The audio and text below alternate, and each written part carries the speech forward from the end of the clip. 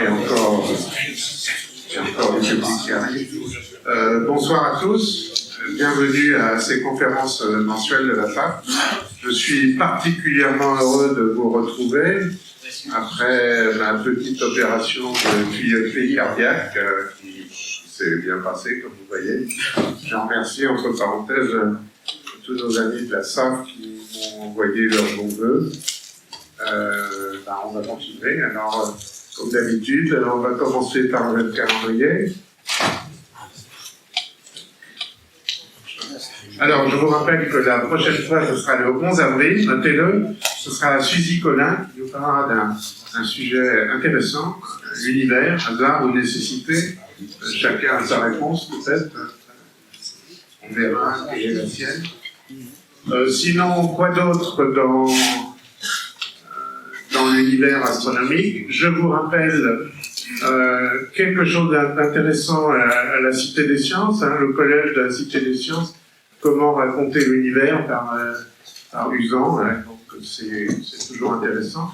Samedi prochain, la 6e Megastar Party à Triel.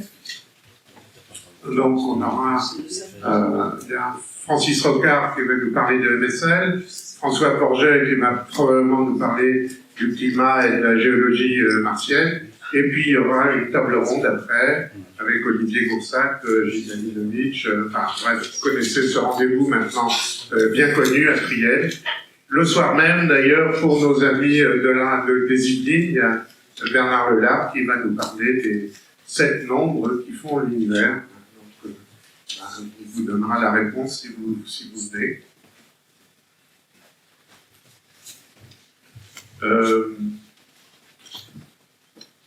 Qu'est-ce qu'il y a d'autre? Il y a une conférence du BD. Ah oui, voilà. Ça, c'est aussi intéressant. Non, ça, je viens de vous le dire. Ben voilà les commissions de la SAF, commission d'histoire, commission du soleil. Et je vous rappelle où on peut trouver les comptes rendus de toutes ces conférences.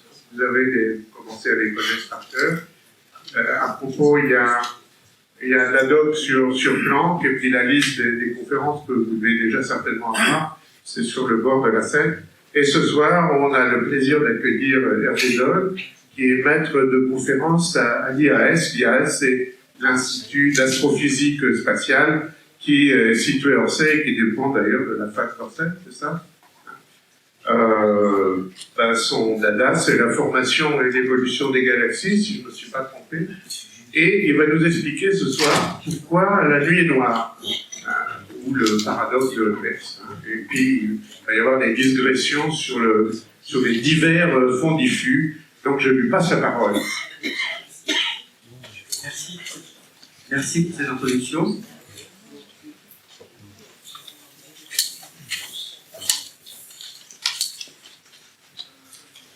Alors, une variante du titre de ma conférence, c'est aussi La nuit n'est pas noire. Donc, vous choisirez votre camp ce soir. Est-ce que la nuit est noire? Est-ce que la nuit n'est pas noire? Donc, j'ai choisi depuis un certain temps. Donc, je vais vous parler de cosmologie observationnelle, c'est-à-dire l'étude de notre univers dans son ensemble. Et la question de la nuit noire ou pas noire, dont vous avez probablement certainement déjà entendu parler, a ceci de très riche et fertile et intéressant que tout le monde peut comprendre la question, mais que dès qu'il s'agit d'aborder la réponse, là on touche en 5 secondes et demie très facilement les fondements de notre compréhension de l'univers jusqu'à la physique fondamentale. Donc c'est pour ça que j'aime bien aborder mes conférences de cette manière, parce qu'une question apparemment simple permet d'aller très vite au fond des choses. Alors ce soir, nous allons comprendre, je pense que l'auditoire de la SAF fait que vous connaissez déjà la réponse, mais sait-on jamais, on va comprendre pourquoi la nuit est noire, en apparence, mais donc elle n'est pas si noire que ça, en effet. Après, tout est une question de définition, mais je m'y attacherai. Ensuite, je vous expliquerai pourquoi étudier ces rayonnements dans le fond de l'univers sont importants et en quoi ils nous permettent de comprendre l'histoire de notre univers dans son ensemble. Et puis enfin, je parlerai du satellite Planck et des résultats scientifiques du satellite Planck. abondamment. Je travaille sur Planck en ce moment. Alors en 2 mots, pour préciser, donc je travaille à l'Institut d'astrophysique spatiale, qui est un institut de CNRS et de l'Université Paris-Sud. Le terme officiel de fac d'Orsay, c'est l'Université Paris-Sud. C'est très politique tout ça. C'est comme ça qu'on doit dire. Et donc c'est dans ce laboratoire qu'on fait qu'on conçoit et qu'on construit des instruments qui vont dans l'espace. C'est pour ça que ça s'appelle astrophysique spatiale. Que les gens nous demandent, les étudiants me demandent souvent, mais l'astrophysique c'est spatial.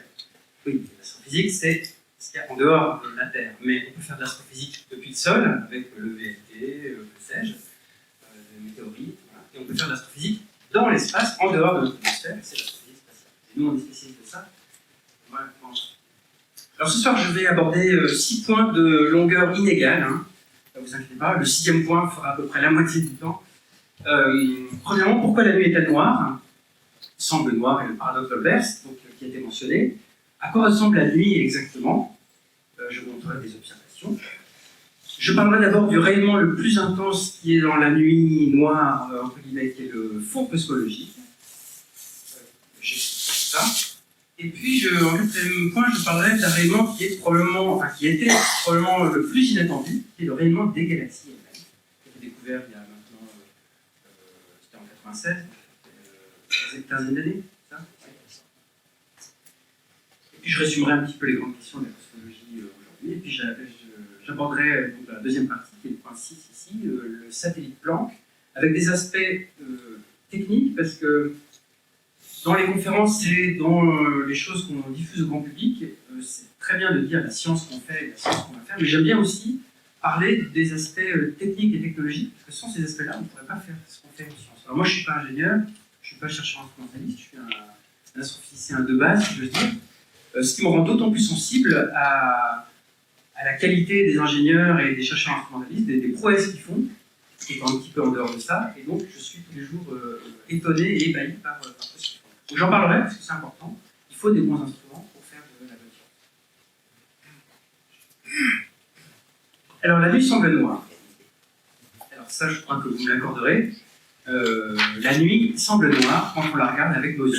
C'est une image que je n'ai pas prise moi-même, qui a été prise en Arizona, sur laquelle on voit des choses qu'on aimerait voir ici en région parisienne, mais qu'on ne voit pas forcément. Alors on voit d'abord de la pollution lumineuse, ça on la voit bien en Ile-de-France, sauf qu'ici, ça c'est Phoenix, le halo de Phoenix, Arizona, et ça de Flagstaff.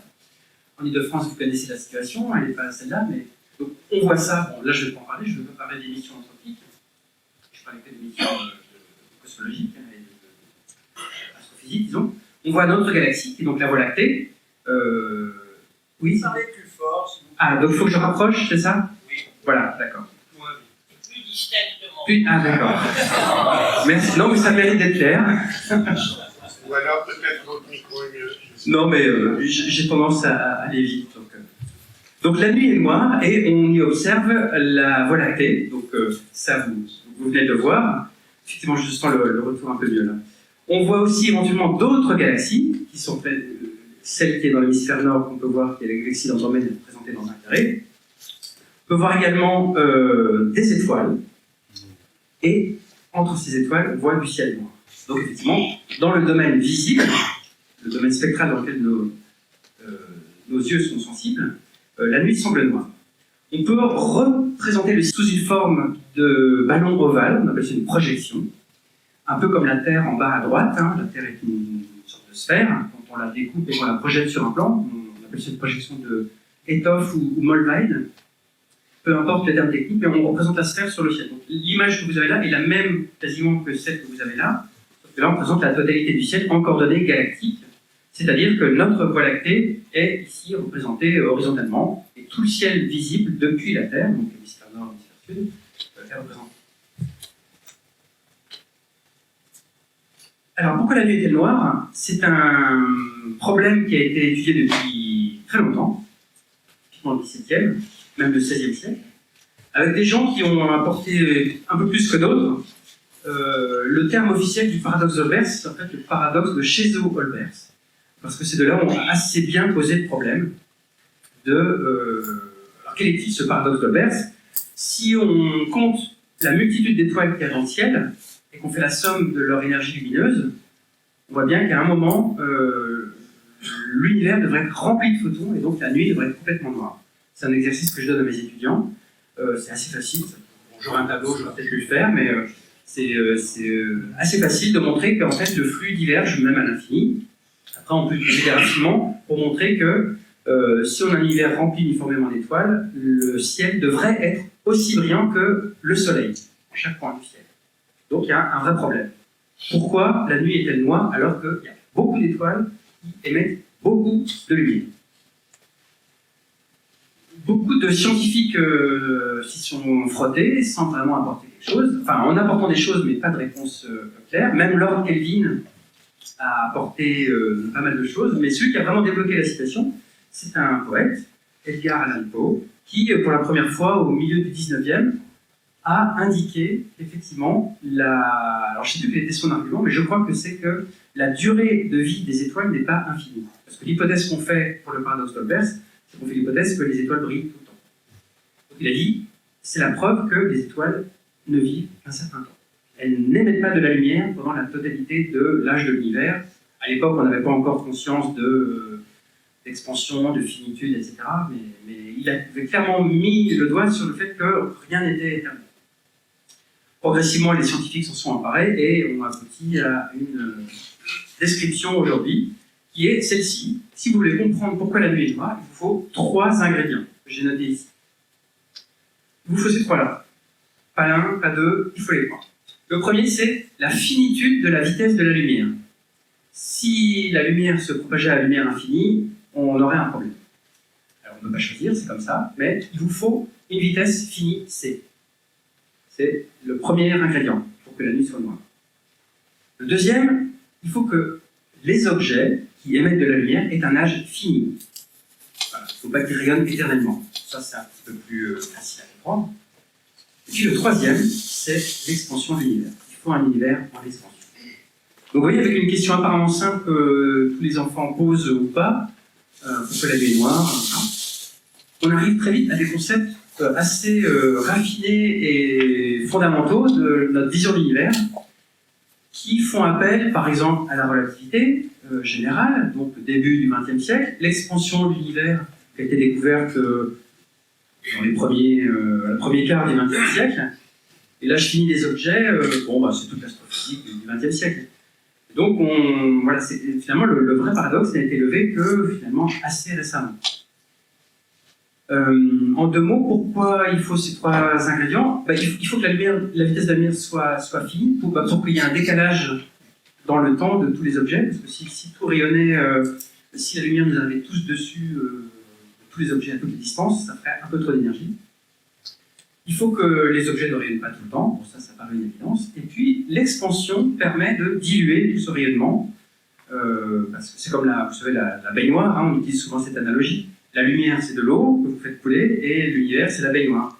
Donc avec toutes les étoiles, on a tendance à penser qu'on a laissé le robinet ouvert trop longtemps, donc ça déborde, donc la nuit devrait être brillante. Mais l'expansion de l'univers étant, c'est comme si la baignoire devenait de plus en plus grande au fur et à mesure qu'on la remplit. Donc en fait, la baignoire ne se remplit jamais à fond. Donc il y a plein de vide, donc la nuit n'est pas noire. Voilà en 2 mots. Tout cela, ces 3 ingrédients permettent l'apparition de ce qu'on appelle un horizon cosmologique. C'est-à-dire qu'il y a une distance au-delà de laquelle vous ne pourrez jamais rien voir. Même si l'univers est beaucoup plus grand que ça. On appelle ça l'horizon cosmologique. C'est tout simplement l'âge qu'il faut à un photon pour traverser tout l'univers. Enfin, le temps qu'il faut à un photon pour traverser tout l'univers, depuis le début de l'univers. Et cet horizon cosmologique, aujourd'hui, il est à peu près de 3000 mégaparsecs. Donc on ne peut pas voir au-delà. Alors c'est pratique, parce que toute la lumière qui a été émise en dehors de cette zone d'horizon cosmologique, vous ne la voyez pas. Donc ça c'est assez pratique aussi, pour éviter qu'il y ait trop de lumière qui vienne et qui la rendent la nuit noire. La nuit brillante, pardon. Donc la notion d'horizon cosmologique est assez importante. Donc j'ai mis un oui ici en disant que oui, la nuit est bien noire, il n'y a plus de paradoxe, grâce à ces 3 arguments. Finitude de la vitesse de la lumière, âge fini des objets et expansion de l'univers.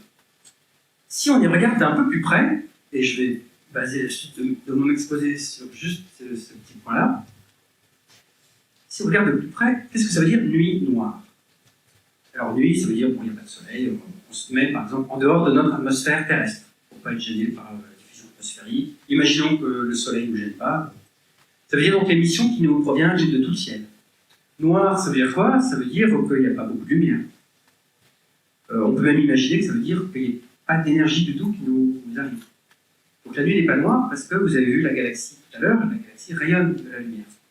Donc à ce titre, il est difficile de dire que la nuit est complètement noire parce qu'on voit le rayonnement.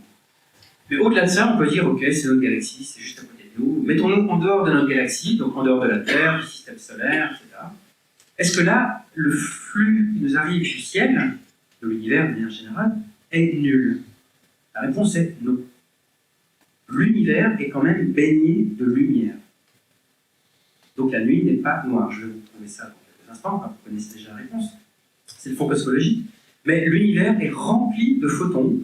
Alors il n'y en a pas suffisamment pour que la nuit soit complètement noire et qu'elle soit aussi brillante que le soleil, mais à certaines longueurs d'onde, certaines fréquences, le ciel est très brillant à cause de ce bain de lumière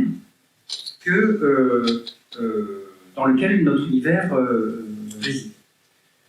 Donc c'est ce que j'appelle les émissions reliques, c'est-à-dire c'est de la lumière qui a été relâchée à des périodes anciennes de l'univers. Et donc, si on redéroule dans l'autre sens, cette lumière nous permet de comprendre l'histoire de l'univers quand il était petit. La première émission relique, c'est le fond cosmologique, j'y reviendrai. Une deuxième émission relique, c'est ce qu'on appelle le fond extragalactique, c'est-à-dire la lumière de toutes les générations d'étoiles dans les galaxies. Et plus généralement, toutes les générations d'objets dans les galaxies sont réunies. L'environnement des trous noirs, l'environnement des trous noirs, les phénomènes d'accélération, synchrotron, que sais-je, dans les galaxies, la lumière des étoiles directement, la lumière rediffusée par les nuages moléculaires, enfin, tout ce qui sort d'une galaxie de manière générale. Il n'y a pas que la lumière des étoiles. On verra d'ailleurs que c'est pas énorme. Et ça aussi, ça fait de la lumière qui est dans notre univers. Et donc, si on prend en compte l'expansion et la prise en compte de tout le spectre électromagnétique, on voit que non, la Lune n'est pas complètement noire, il reste un peu de lumière partout dans l'univers.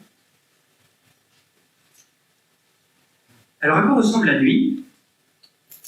Vous avez probablement l'habitude du ciel visible, même là si l'image n'est pas très très claire. J'ai remis l'image du ciel visible avec notre galaxie ici, et quelques objets, Orion, la galaxie d'Andromède, les nuages de Magellan, et puis le centre galactique. Maintenant, on va faire un voyage dans le spectre électromagnétique de la lumière, avec ici l'infrarouge, tel que vu il y a une trentaine d'années par un satellite, qui s'appelle IRAS, où on voit que la galaxie est brillante par rapport à ce qu'on voit dans le visible. Je vais faire un film, voilà. Pourquoi est-elle brillante? Parce que c'est tout simplement la poussière qui absorbe la lumière visible, qui réémet dans une autre fréquence, en l'occurrence l'infrarouge. Conservation de l'énergie. Donc on va à notre galaxie. Mais vous voyez aussi que là, dans ce coin-là, il y a toujours de la lumière. Il y a guère que dans ces régions bleues qu'il y a beaucoup moins d'émissions provenant de notre galaxie. Mais sinon, tout le ciel quasiment est brillant en infrarouge. Si on regarde dans le domaine des ondes millimétriques, des micro-ondes, c'est une des plus belles images de la décennie, que le satellite Planck vient de nous donner l'année dernière. Vous avez donc notre galaxie comme on n'a jamais vu, avec des nuages turbulents jusque très très loin en latitude, en haute latitude galactique. Et puis un rayonnement de fond, ici rouge, que je vais abondamment discuter, qui est le rayonnement cosmologique. Donc là, c'est brillant partout. Par des choses qui sont proches de nous, notre Voie lactée, la galaxie, et par des choses qui sont loin de nous, les galaxies extérieures, et ce rayonnement cosmologique, le fond cosmologique. Donc là, dans le domaine micro-ondes, on appelle ça en français, mais c'est les ondes millimétriques, le ciel est très brillant. On peut aller aussi dans les ondes radio. Là, j'ai choisi non pas le continuum, mais l'arrêt de 21 cm de l'hydrogène neutre, qui trace simplement l'hydrogène atomique, qui montre aussi qu'il y a beaucoup d'hydrogène dans la galaxie, et puis beaucoup de volutes en dehors du plan de notre galaxie. Il y a des nuages à différentes vitesses, il y a l'échange de gaz entre notre galaxie et les voisines. Donc là aussi, le ciel est tout sauf noir. Enfin, il y a quand même un petit peu de noir par là. Mais... On peut passer de l'autre côté du spectre dans les rayons X. Ce sont des anciennes données avec quelques trous qui sont mentionnés en noir ici. Mais vous voyez beaucoup d'émissions colorées et puis surtout beaucoup de sources très brillantes, résidus de supernova, etc. Une belle image aussi provient du satellite Fermi, dans les rayons gamma. Alors là, on est à très haute énergie, du MEV au GeV, avec une galaxie toujours brillante, puis plein de sources, qui sont des blazars, et puis une émission diffuse qui est présente. Donc, quelle que soit la fréquence ou la longueur d'onde, hein, c'est pareil, enfin, quelle que soit l'énergie de la lumière que l'on regarde, il y a toujours quelque chose dans le ciel, en général d'assez brillant, et qui nous renseigne sur la structure de notre univers et éventuellement son histoire. Donc la nuit est tout sauf noire, comme vous avez vu. Maintenant, on va parler de ce fameux rayonnement cosmologique qui a été découvert, vous le savez probablement, dans les années 1960, de manière fortuite. Je vais en parler des heures, mais je ne vais pas m'étendre. Ce sont Arno Penzias et Bob Wilson qui ont découvert ça avec un radiotélescope qui en fait était une antenne pour suivre les satellites en orbite basse. À l'époque, il n'y avait pas de satellites géostationnaires. Et ils ont découvert un rayonnement qui était présent partout dans le ciel. Quel que soit l'endroit où ils pointaient, ils observaient un rayonnement. Et pour vous dire que tout ça n'est pas une vision d'esprit, ce que je fais avec mes étudiants à Paris en ce moment, enfin pas cette année, je fais cet enseignement, mais je vais monter avec un collègue de l'APC, Michel Piat, avec nos étudiants, l'image n'est pas très claire, mais on a recyclé une antenne TV satellite, en fait on en a plusieurs. À Orsay, j'en ai fabriqué 10, à Paris on en a qu'une, à Paris 7, à l'APC. On a recyclé une antenne satellite, on a changé l'électronique de la tête de lecture que vous avez peut-être tous chez vous. On a mis une électronique un petit peu plus performante. On refroidit un petit peu plus, on met un peu d'azote liquide pour étalonner. Et en 3 heures de manip, les étudiants, donc c'est du niveau Master 2, anciennement DE plus 5, en quelques heures de manip, on arrive, depuis Paris, sur un toit, à mesurer ce qu'avaient mesuré Penzias et Wilson dans les années 60. On arrive à montrer que le ciel est brillant, quelle que soit sa direction, et qu'il y a une émission résiduelle qu'on ne peut pas attribuer ni à notre atmosphère, ni à la galaxie, mais à quelque chose d'autre. Et donc, on observe le fond cosmologique aujourd'hui avec une manip à 200 €. Bon, c'est quand même 40 ans après, 40 ans après la découverte de Penzias et Wilson. Ça, on le fait. Et ce que je mentionne, c'est que le fond cosmologique, alors que je mentionnerai souvent comme CMB, Cosmic Microwave Background, donc c'est le terme anglais pour le fond cosmologique diffus, ce rayonnement est finalement très brillant, relativement. Il faut quand même intégrer plusieurs minutes, faire un traitement assez spécial, mais on y arrive avec une manip relativement rudimentaire. Donc ça, on est assez content de cette manip, les étudiants. Alors la petite histoire de l'univers est celle-ci, telle qu'on la comprend aujourd'hui.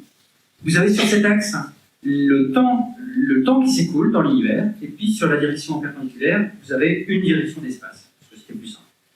Et la petite région en triangle, ça correspond à l'horizon de quelqu'un qui serait au milieu.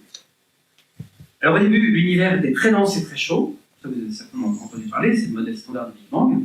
En expansion, vous avez un plasma de quarks, etc. Les électrons arrivent, les protons, toutes ces particules arrivent, et il arrive une transition, à peu près 400 000 ans après le Big Bang, où la température de l'univers est à peu près de 3000 Kelvin, Celsius, c'est pareil, où il y a une grosse transition qui fait passer l'univers juste avant d'un état opaque, avec des électrons d'un côté, des protons de l'autre, et plein d'autres choses, mais ce qui compte, c'est qu'il était un plasma, les électrons étaient libres, à un univers relativement brutalement transparent et neutre. C'est à peu près équivalent. Où les électrons se sont recombinés aux protons pour former un atome d'hydrogène. Cette transition brusque, oui, assez brusque à l'échelle de l'univers, s'appelle recombinaison, parce qu'on recombine les électrons aux protons. Alors pourquoi c'est important? Parce que d'un seul coup, les photons qui étaient là-dedans, donc la lumière, c'était un milieu opaque, ils ne pouvaient pas se balader. C'est comme dans un brouillard. Dans un brouillard, vous savez que la lumière ne se propage pas directement. Opaque ne veut pas dire noir. Donc dans un brouillard, c'est opaque. Un brouillard épais, c'est opaque, mais il fait clair, parce que votre lumière est diffusée par les particules, par les molécules d'eau. C'est de la diffusion Rayleigh, peu importe les termes scientifiques. Là, c'est la diffusion Thomson, c'est pas de la lumière visible et des particules d'eau, c'est des électrons et des photons. Diffusion Thomson, mais le principe est le même, c'est que votre libre parcours moyen, c'est-à-dire la distance que parcourt un photon, est très petite par rapport à la taille de l'horizon. à cause de la diffusion sur les électrons. Mais quand vous passez après la recombinaison, il n'y a plus d'électrons, la diffusion Thomson ne joue quasiment plus, et vos photons peuvent se balader librement à vitam aeternam quasiment. Et ensuite, votre univers est toujours en expansion, et les structures se forment, font des galaxies jusqu'à aujourd'hui, avec plein de questions à chaque étape, évidemment. Mais la transition ici est importante, parce qu'avant, on ne pourra jamais rien voir directement, parce que l'univers était opaque, alors qu'après, il est transparent. Et que sont devenus tous ces photons qui ont été libérés, en quelque sorte, de la matière à ce moment-là? Ils n'ont pas disparu. Ils ont été jetés dans la nature, dans un univers dorénavant transparent. Et bien, ces photons jetés dans la nature à cette époque-là, on les voit aujourd'hui, c'est le fond cosmologique. C'est ce qui baigne l'univers dans son entièreté et qui nous renseigne directement sur cette époque. 400 000 ans après le Big Bang, c'est pas beaucoup, hein. C'est très très peu. C'est un redshift de 1000 à peu près par rapport à nous. Et donc, les cosmologistes étudient depuis plus de 40 ans ce rayonnement parce que c'est un peu la clé de la compréhension de l'univers relativement jeune. Voilà, le fond cosmologique est une très belle histoire. Alors, si vous l'observez comme Penzias et Wilson il y a 40 ans, voilà ce que vous observeriez. Je reprends la projection de tout à l'heure avec la galaxie qui serait ici, au milieu, et puis tout le ciel. Alors là, on n'a pas représenté la galaxie, hein, parce qu'on la verrait. Mais ce qu'on mesurait Penzias et Wilson et ce qu'on mesure nous avec nos étudiants, c'est ce rayonnement isotrope, c'est-à-dire le même dans toutes les directions, d'une température équivalente à 3 degrés. Parce qu'on peut donner un rayonnement l'équivalent d'une température. Un peu comme là, une lumière qui est ici, qui est blanche, elle aurait une température de 6000 Kelvin à peu près, comme le Soleil. Voilà. En gros, à une émission, on peut donner une température, pour simplifier. Pour ceux qui connaissent, c'est l'émission du corps noir. Donc, on voit un rayonnement homogène sur tout le ciel à 3 Kelvin. 3 Kelvin, c'est pas beaucoup, hein. Ça fait moins de 170 degrés Celsius. À peu près, il y a des virgules, mais je ne les connais pas vraiment. C'est très très froid. Donc l'univers aujourd'hui, très froid, globalement, et homogène, en tout cas dans son rayonnement. Et c'est un parfait spectre de corps noir qui était prédit par la théorie. Alors on va zoomer sur cette image, non pas en position dans le ciel, mais on va zoomer en intensité. Donc on va regarder des petits détails de température. Là, vous voyez l'échelle à gauche, on est entre 10 microK et 3 Kelvin. Là, on va passer à 3 millikelvin. C'est-à-dire qu'entre ces deux images, on a zoomé d'un facteur à peu près 1000. Les détails que vous voyez là, entre le rouge et le bleu, c'est 1000 fois plus petit que ce qu'il y avait là. Donc c'est tout petit, petit, petit, petit. Et on voit qu'il y a ce qu'on appelle un dipôle, c'est-à-dire une asymétrie 180 degrés. Je rappelle que ça, c'est tout le ciel. Il y a un coin plus chaud et un coin plus froid. On appelle le dipôle cosmologique, qui n'a rien à voir avec la cosmologie, qui a juste à voir avec un effet cinématique tout bête, qui s'appelle l'effet Doppler. L'effet Doppler de quoi? C'est notre galaxie et notre Terre qui est dans la galaxie. Vous savez que notre galaxie est un système spiral en rotation, donc il y a une vitesse de notre Soleil par rapport au fond cosmologique. Et bien on voit tout simplement là la vitesse de déplacement de notre Soleil dans la galaxie par rapport à ce fond cosmologique. Il n'y a aucune raison qu'on soit immobile par rapport à ce référentiel des fonds cosmologiques. De fait, on ne l'est pas. Donc c'est un effet tout bête de composition des vitesses qui fait que notre système solaire a un mouvement propre dans une galaxie. On serait dans une autre galaxie, le dipôle aurait une orientation différente et une intensité différente selon la vitesse de rotation dans la galaxie. C'est quand même rigolo qu'en faisant de la cosmologie, on arrive à mesurer très précisément notre vitesse de rotation. Chose que les gens qui sont dans la galaxie essaient de faire depuis longtemps. Donc ça, disons que pour la cosmologie, ça ne nous apprend pas grand-chose, mais ça nous gêne. Il faut le soustraire. Et dans toutes les données qu'on fait dans Planck, etc., on le soustrait. Je vais encore zoomer d'un facteur 1000 à peu près encore. Et on obtient ça, cette image que vous connaissez probablement, des fluctuations de température du fond cosmologique. Donc là, on est à 10 microkelvin, donc à peu près 1 million, voilà, 3 millions de fois plus faible que la première image de tout à l'heure, que celle-là, en intensité. Donc ce sont des toutes petites variations. Alors je dis température, mais c'est l'intensité du rayonnement. Hein. Vous pourriez mettre des watts, ce serait pareil, c'est une équivalence. Si les Kelvin vous embêtent, je sais que les étudiants, ça les perturbe, les Kelvin, quand on parle de rayonnement. Donc c'est peut-être pareil pour vous. Donc vous pourriez mettre watt ou je sais pas quoi, l'équivalence, c'est à peu près la même chose. Il y a des constantes fondamentales qui sont entre les deux. La constante de Planck notamment. Donc on voit des petites variations, toutes petites, et qui étaient en partie prévues par la théorie, et qui nous renseignent sur l'univers primordial juste avant cette recombinaison. Je vais revenir juste après. Avant de détailler cet aspect des fluctuations de température,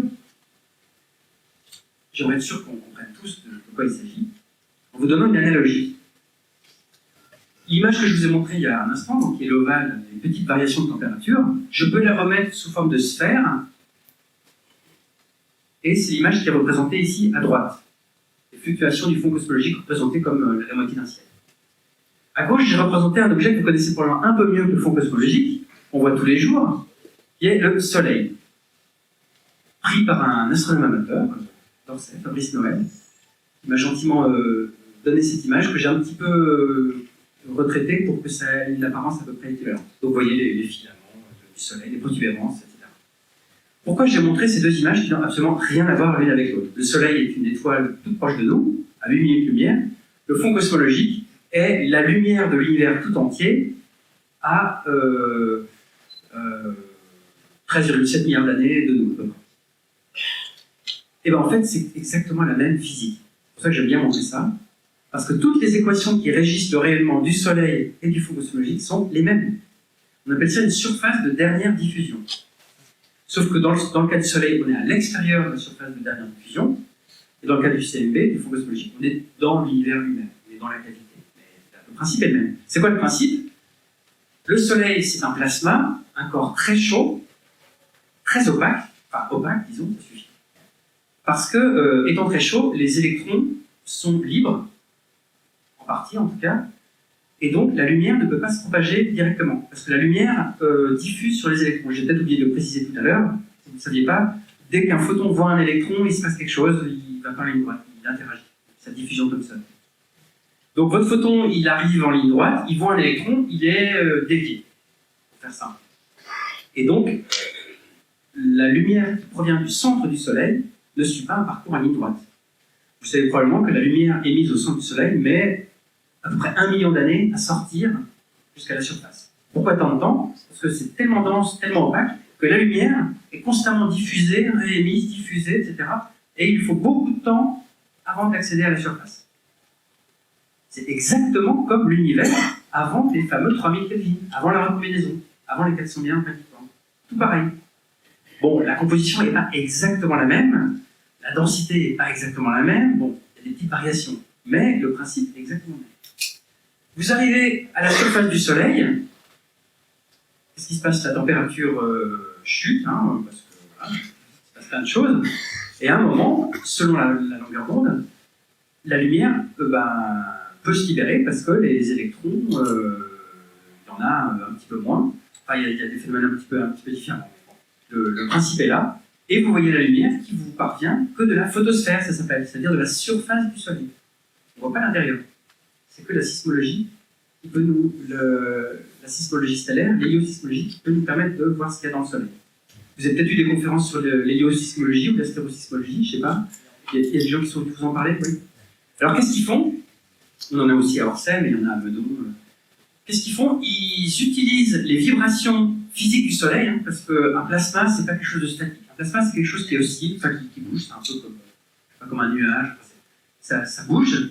Et les forces de rappel, enfin les forces qui sont en jeu là-dedans, dépendent intimement de la pression, la température, la composition, la masse, enfin tous les paramètres physiques. Donc ce que font les gens du Soleil, et des étoiles en général, ils étudient les vibrations. Alors ils ne peuvent pas les voir directement, les vibrations, mais avec la lumière, ils les voient. Parce que s'il y a vibration, dans un plasma, lumière et matière sont couplées, et ben, ils observent les variations de luminosité et ils attribuent ça au mouvement de pression, pour faire ça.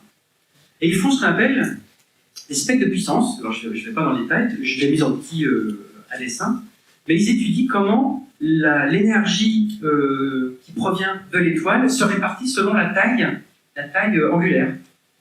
Parce que les petites tailles angulaires, ça veut dire que ce sont des modes qui se sont propagés juste à la surface, qui font des petits rebonds, alors que les modes qui sont très grands, les grandes longueurs d'onde sont ceux qui sont passés proches du centre de l'étoile.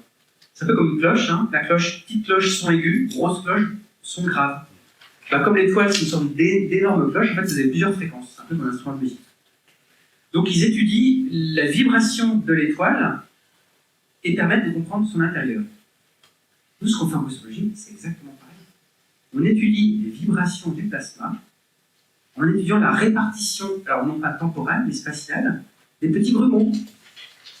Qu'est-ce que nous disent ces petits grumeaux? Ça nous dit simplement, dans le fond cosmologique, que le plasma, donc l'univers jeune, n'était pas lisse et homogène. Il était en train de vibrer. On appelle la musique de l'univers, si vous voulez. Il y a la musique des étoiles, dont vous avez peut-être entendu parler avec les gens de Corot, de Kepler, ou que sais-je, d'Hélio et d'astrophysiologie. Nous, on fait de la musique de l'univers.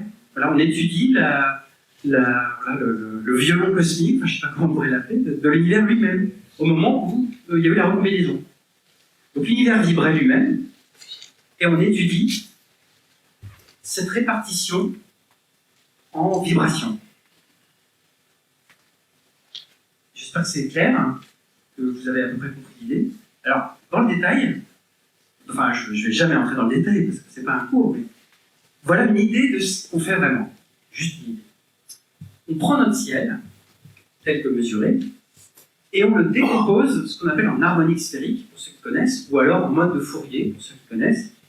Mais ceux qui ne connaissent pas, on définit juste des tailles de perturbations, des tailles de grumeaux, enfin de vibrations qu'on observe dans la répartition de la lumière. Vous voyez que ce gros trou bleu là, on le retrouve à peu près, alors ici à cette taille-là. Mais il y en a des plus petits. Alors les plus petits, on les décompose en plus petites parcelles, et puis les très grosses, elles se répartissent comme ça. Donc on répartit toutes les inhomogénéités en taille. Donc ça s'appelle un mode de Fourier ou un mode L dans les harmoniques sphériques, c'est à peu près pareil. Ce qui compte, c'est qu'on se fiche de où ils se trouvent exactement, après, mais on va avoir leur taille. Donc, et puis ça va jusqu'à l'infini, en fait. Avant, on commence à l'égal 2, mais ça va jusqu'à l'infini. Donc, grosse taille, moyenne taille, petite taille, ultra petite taille. On répartit le signal comme ça. Et si vous faites la somme de ça plus ça, vous retrouvez ça à la fin. Une sorte de décomposition mathématique, mais très utile. Alors, pourquoi on fait ça? Donc, c'est ici la description mathématique, pour ceux qui connaissent. On transforme avec les harmoniques sphériques, les YLM, on met un coefficient dedans, et on dit que ce qu'on observe, la variation de température sur la température moyenne, c'est la somme de L égale 0 à l'infini. L, c'est la taille de tous ces modes-là, puis après chaque mode a plusieurs M, plusieurs positions, et on prend les coefficients, après on les met au carré et on les moyenne, c'est ce qu'on appelle un spectre de puissance. Et alors on représente sous cette forme toute l'information synthétisée de la sorte. Qu'est-ce que ça représente? Sur l'axe du bas, ça représente la taille sur le ciel. Alors je ne l'ai pas mis en haut. Mais en gros, ici, ce sont les très grandes tailles sur le ciel, très grands angles. Et plus on va vers la droite, plus ce sont des petits angles. Petits. Voilà, donc, grands angles, petits angles. On appelle ça L, le multipôle. Et on dit combien il y a d'énergie, est-ce que c'est plus brillant ou pas à certains endroits dans le ciel. On fait ça pour des simulations, on fait ça pour les données, on compare et on prend le meilleur ajustement. Et grâce à ça, on obtient la composition de l'univers, telle que vous en avez peut-être entendu parler, à savoir à peu près 3/4 d'énergie sombre, 1/4 de matière noire et quelques pourcents de matière traditionnelle plutôt. Comment on arrive à faire ça? Quel est le lien qui manque entre ça et ça? Comme pour le Soleil, les vibrations de l'univers lui-même dépendent intimement de sa composition, de sa masse, du plasma qu'il y a en fait. Et ce plasma, en cosmologie, c'est un petit peu différent de ce qui se passe dans les étoiles. Il y a de la matière noire, il y a de la matière traditionnelle, il y a d'autres constantes dans l'univers qu'on essaie d'ajuster, et tout ça se retrouve dans cette description statistique. Voilà. Donc j'ai passé 5-10 minutes là-dessus, parce que je pense que c'est important. Parfois les spectres de puissance que vous voyez, ou les images que vous voyez commencent à devenir des icônes, mais en fait, il y a un vrai travail derrière d'analyse statistique très complexe, très lourd, mais qui est disons, fondé sur ce genre de raisonnement. J'espère vous avoir fait sentir ce soir pourquoi on le fait et pourquoi c'est justifié de le faire. Parce que ce plasma qui vibre dépend de la nature du plasma. Et nous, ce qu'on cherche, c'est comprendre la nature, la masse la fraction de matière noire, etc., etc. Alors grâce à ça, on arrive, et il y a d'autres choses, je ne vais pas forcément parler des amas de galaxies, etc., on arrive à avoir une carte d'identité de l'univers assez précise. On ne va pas dire tous les chiffres, je ne vais pas vous faire peur, mais on a la constante de Hubble qui détermine l'âge de l'univers, on a la densité en matière noire, la densité en atomes, etc., qu'on connaît avec une très très grande précision. Quelques pourcents, vous ne voyez peut-être pas les chiffres, mais donc la densité totale de l'univers exprimée dans une unité adéquate est bonne à 2% près ou quelque chose comme ça. Là aussi, quelques pourcents pour la constante de Hubble ou l'âge de l'univers. Donc moi, quand je faisais mes études il y a quelques années, on ne connaissait pas l'âge de l'univers à un facteur 2 près. Peut-être que certains s'en souviennent. Maintenant, grâce à ce genre d'analyse, et avec d'autres analyses, on arrive à connaître l'âge de l'univers à quelques pourcents près. C'est assez impressionnant. Grâce à ce genre d'analyse statistique sur l'univers lui-même. Donc il y a une vraie révolution, peut-être pas copernicienne, mais une vraie révolution dans le monde scientifique. On est passé de la cosmologie vraiment à des gros facteurs 2, 3, etc., à une cosmologie dite de précision. On arrive à mesurer des choses très finement pour une meilleure compréhension. Alors ça ne veut pas dire que tout est résolu. Par exemple, la matière noire dont je parlais, qui fait à peu près un petit quart de la densité d'énergie totale de l'univers, bon, c'est formidable, mais on ne sait juste pas ce que c'est. Est-ce que quelqu'un dans cette salle a vu de matière noire? Levez la main. On ne sait pas ce que c'est la matière noire. On ne sait pas ce que c'est. C'est modérément prédit, voire pas du tout par le modèle standard de physique des particules, je veux dire. Les physiciens des particules courent après l'histoire parce que la matière noire n'est pas prédite. Donc on rajoute de la supercialité, enfin on rajoute des paramètres, ça c'est facile, mais la matière noire est une grande énigme. Et vous avez vu donc Françoise Combe, qui a dû vous en parler de la matière noire, en des termes probablement très critiques, avec d'autres suggestions, notamment une théorie de la gravité modifiée, qui est effectivement une chose très élégante. Le seul truc qui, à ma connaissance, ne marche pas avec la modification de la gravité, c'est l'aspect cosmologique dont on parle. Parce que faire tourner des galaxies ou des amas de galaxies comme il faut en changeant la gravité, ça marche assez facilement, de ce que j'ai compris, je ne suis pas théoricien. Mais faire en sorte que dans le fond cosmologique, il y ait la bonne dose de fluctuation à l'échelle donnée, là, la modification de la gravité est beaucoup plus problématique. Donc, voilà. Donc il faut... c'est un problème ouvert, c'est un des gros problèmes d'aujourd'hui. Donc, il y a deux gros problèmes, c'est la matière noire et l'énergie noire. Donc là, j'ai représenté une image que vous avez peut-être vue déjà, qui représente la reconstitution du champ de densité de matière noire dans un tout petit champ, qui était observé par le Hubble Space Telescope il y a quelques années, en mesurant les effets gravitationnels de cisaillement faible, weak lensing, weak shear en anglais. Et donc ils ont reconstitué ça. Donc si on croit la matière noire, c'est vraiment le champ de densité de matière noire. Si on n'y croit pas, c'est une cartographie de la modulation de la gravité. En tout cas, il y a un effet qui est mesuré, qui est tangible. C'est juste l'origine qui est très mal comprise. Est-ce que c'est la matière noire ou pas? Mais l'effet est là. Il n'y a aucune discussion sur la présence de l'effet. L'autre problème, c'est cette fameuse énergie sombre, qui fait à peu près les 3/4 de la densité d'énergie, c'est pas rien. Et pareil, on ne sait pas ce que c'est. Alors c'est mesuré par l'expansion accélérée de l'univers. C'est l'effet direct de l'expansion accélérée. Alors là, pareil, il y a eu des prix Nobel cette année. C'est un effet qui est mesuré depuis une dizaine d'années. Donc vous avez peut-être eu des conférences là-dessus déjà, vous allez en avoir. Donc on voit l'expansion accélérée, notamment grâce aux supernovae, c'est pas la seule sonde. Donc on voit des supernovae qui explosent, d'un certain type, dont on pense comprendre bien la physique. Et donc, puisqu'on comprend bien la physique de ces objets, on peut estimer leur luminosité intrinsèque, puis on compare la luminosité intrinsèque à mesurer, ça donne la distance. On compare ça avec le redshift, ça nous donne le diagramme de Hubble, pof, on voit où se trouve la relation entre redshift et distance qui nous donne le lien sur le taux d'expansion de l'univers. Donc en faisant ça, voilà, ils ont montré qu'il y avait un problème d'expansion, ça allait plus vite que prévu. Et donc c'est un effet de cette densité d'énergie attribuée à l'énergie noire.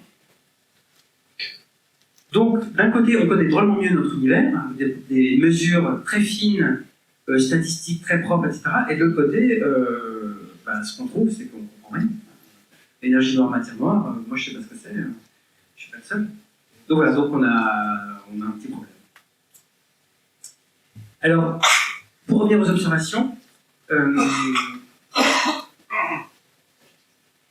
voilà comment les observations ont progressé depuis des années, avec le premier satellite qui montrait ces fluctuations du fond cosmologique, donc qui inonde notre univers, hein, et qui fait que la Lune n'est pas noire. Après, il y a eu un satellite américain qui s'appelle toujours WMAP, avec des données d'années différentes. Vous voyez que les grumeaux sont résolus avec une plus grande finesse. Et on a besoin de voir cette finesse bien mieux, parce que ça agit sur ce fameux spectre de puissance angulaire que je vous ai montré il y a quelques instants. Et plus on a d'informations, plus on peut ajuster les paramètres, la carte d'identité de l'univers avec finesse.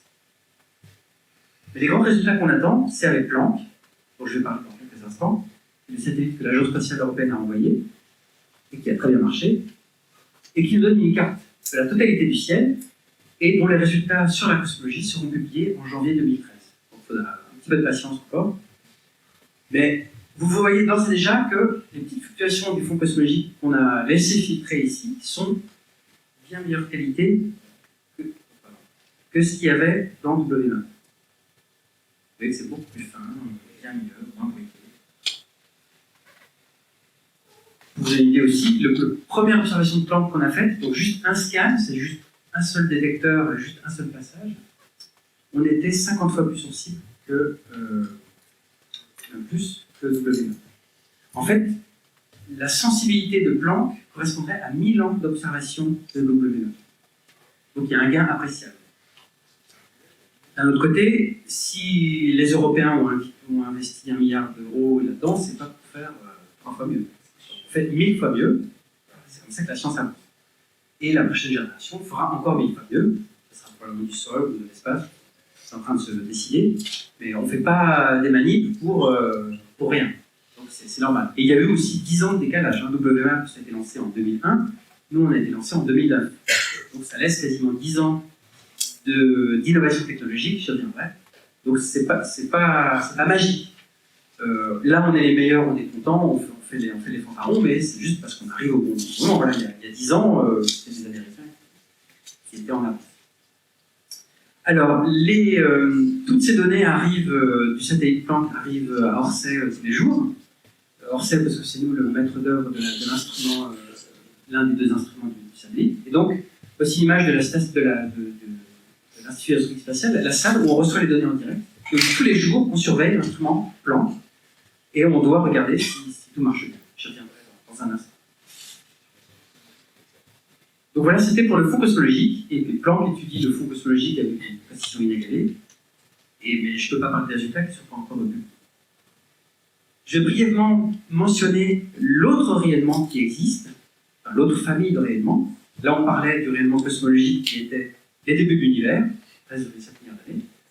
Ensuite, vous formez, on ne sait pas trop comment, mais vous formez des étoiles et des galaxies, et tout ça rayonne, et tout ça rajoute de la lumière. C'est ce qu'on appelle le fond extragalactique.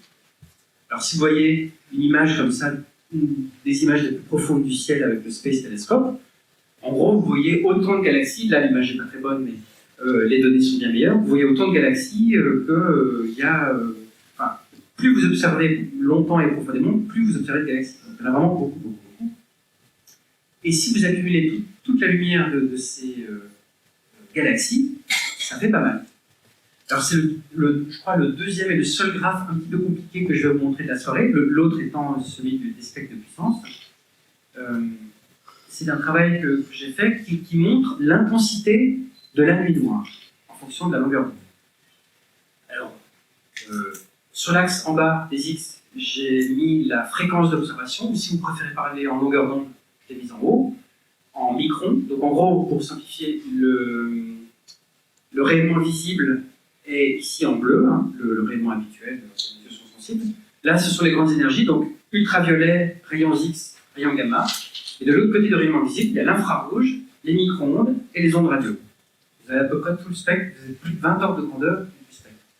C'est en échelle logarithmique, y compris en intensité. Alors je présentais en gris le fameux fond cosmologique dont j'ai parlé abondamment, qui est un spectre de corps noir, en log-log, ça doit être ça, et qui domine vraiment, hein, qui est vraiment c'est là où il y a le plus de photons, il y a le plus d'énergie, il y a tellement de photons là-dedans que c'est ce qui domine. Si on diminue d'un facteur 10 ou 100, on tombe sur ce rayonnement composite, parce que ça n'a rien d'un beau rayonnement encore noir, hein, c'est un peu tout et n'importe quoi là-dedans. C'est tout ce qui sort des galaxies. Ce rayonnement composite qu'on appelle rayonnement extragalactique. Et le plus intense, il est dans l'infrarouge, c'est-à-dire 200 microns. On appelle ça le Cosmic Infrared Background, le rayonnement de fond infrarouge, ou rayonnement extragalactique infrarouge. Ensuite, en deuxième, vient le fond optique, Cosmic Optical Background, et après, il y en a d'autres, peu importe. Mais ce qui est étonnant de noter, c'est que, à l'échelle de notre univers, finalement, ce n'est pas le rayonnement visible qui domine. Ce ne sont pas les étoiles. Le rayonnement visible, ça veut dire les étoiles. On a l'habitude de ça. Donc, si vous faites la moyenne sur tout l'univers de tout ce qui a été émis par toutes les galaxies, toutes les époques qui arrivent sur vous, eh ben, ce n'est pas les étoiles qui gagnent. C'est étonnant. En tout cas, ça a étonné les gens qui l'ont découvert. C'est pour ça qu'il était inattendu, ce que je dis en introduction, il était un peu inattendu.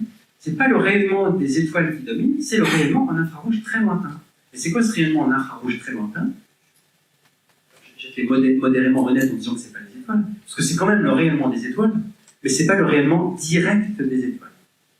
C'est le rayonnement des étoiles qui s'échappe et qui tombe sur un nuage moléculaire ou de la poussière. Donc on ne le voit pas directement, un peu comme au centre de notre Voie lactée, ça apparaît sombre dans le domaine visible, mais ce rayonnement est réémis sous forme d'infrarouge. Toujours conservation d'énergie. Donc ça prouve qu'à l'échelle de l'univers, les phénomènes de je prends de la lumière des étoiles et je la rebalance dans l'infrarouge à cause des nuages moléculaires, de la poussière, tout ce que vous voulez, est très important. C'est pas juste une anecdote qu'on voit dans 3 galaxies et demie autour de nous. C'est important à l'échelle cosmologique. C'est une des grandes découvertes des 15 dernières années, et moi je travaille spécifiquement là-dessus. Alors l'idée c'est de dire que la nuit n'est pas noire à cause de ce rayonnement cosmologique dû à la recombinaison, très tôt dans l'univers, mais aussi aux ondes radio, infrarouges, optiques, UV on n'a pas de mesure, mais on imagine que ça fait ça, X et gamma, qui proviennent des galaxies, de toutes les galaxies. Donc la nuit est tout sauf noire, parce que les flux, alors ils sont très faibles, hein, pour ceux qui lisent, c'est des nanowatts par mètre carré par stéradian, donc il n'y en a pas beaucoup, 10-4 nanowatts, ça fait pas beaucoup, mais il y a quand même plein de lumière qui nous arrive et qu'on a mesuré. Là, les traits, c'est un ajustement qu'on a fait des données, quand c'est pas barré. Quand c'est barré, c'est qu'il n'y a pas de données, mais quand c'est coloré, c'est qu'il y a des données. Donc on a fait un ajustement, et ce sont des choses qu'on mesure. Et donc les radiogalaxies contribuent pas beaucoup, même si elles sont importantes par exemple. Donc on a une vision assez claire de, maintenant, qui rayonne quoi, et ça nous renseigne sur les débuts de l'univers, s'agissant du CMB, ou sur toute l'histoire des galaxies, s'agissant du rayonnement extragalactique. Donc on a, en quelques années, on a quand même fait, on a progressé de manière assez significative. La différence entre ces deux rayonnements, vous l'avez compris, celui-là a été émis très tôt, donc 13,7 milliards d'années, alors que celui-ci a été émis beaucoup plus récemment, à la faveur de la formation des galaxies. Alors, tout n'a pas été émis à la même époque, hein, mais en gros, c'est des redshifts relativement faibles, entre 0,5 et 4.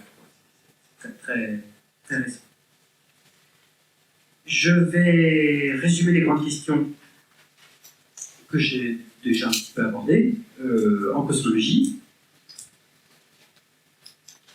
Une diapositive.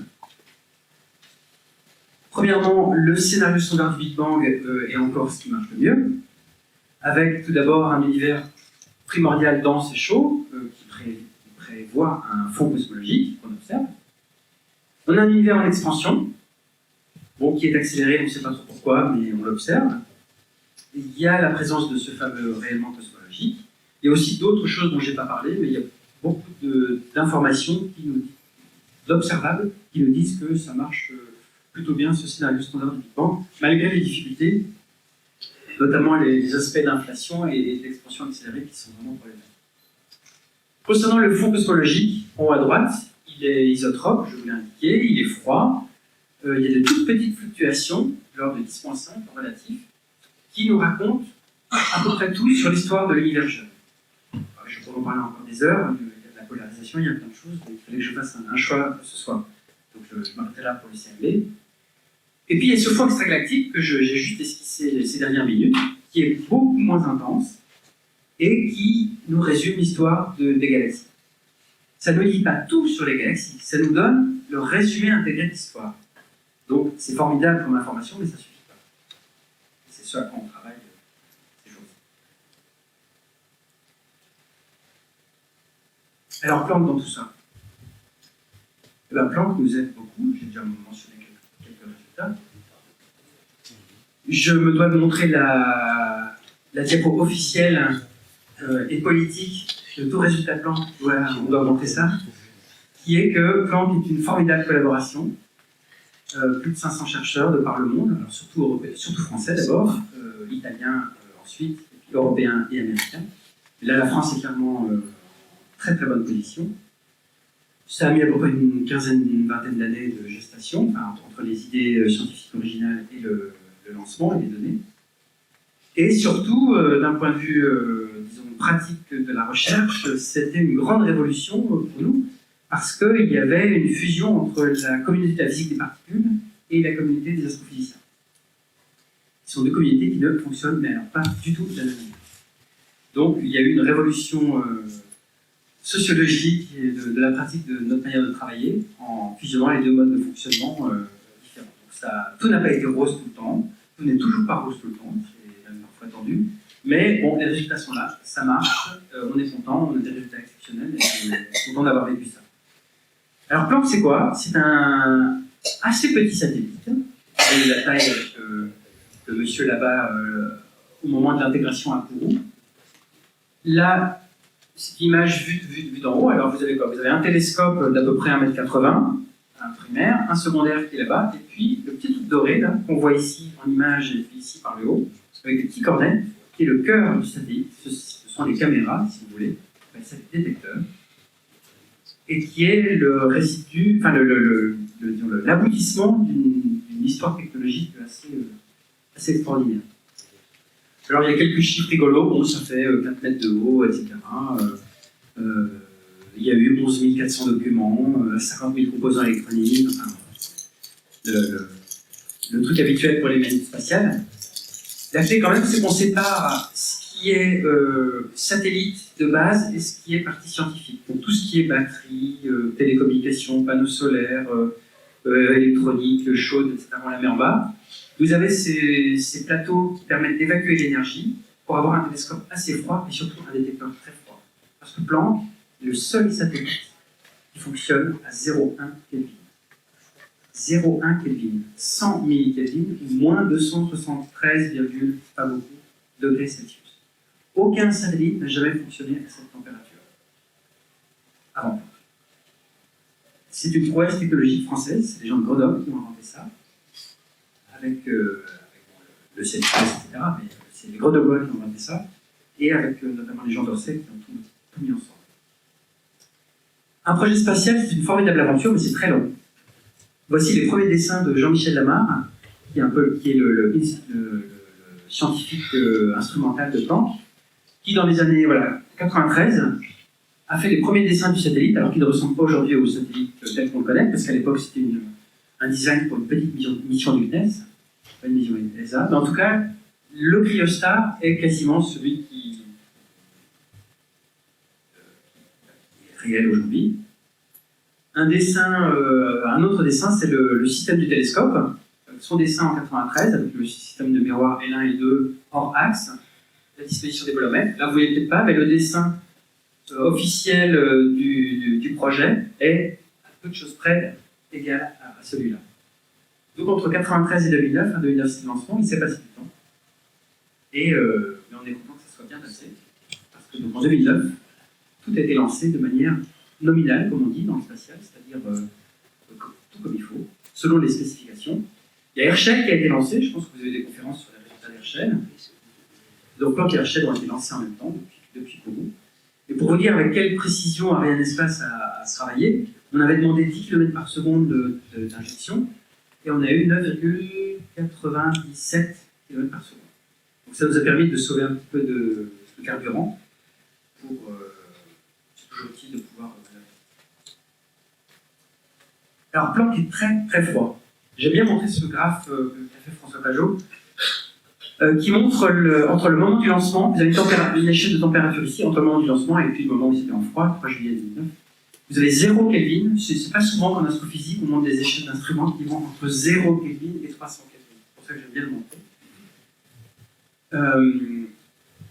Là, c'est la température ambiante du lancement. On a lancé. Les différentes courbes représentent différentes positions dans le satellite. Je passe les détails. Pendant les premiers jours, le télescope se refroidit. Et puis, on met une chaufferette.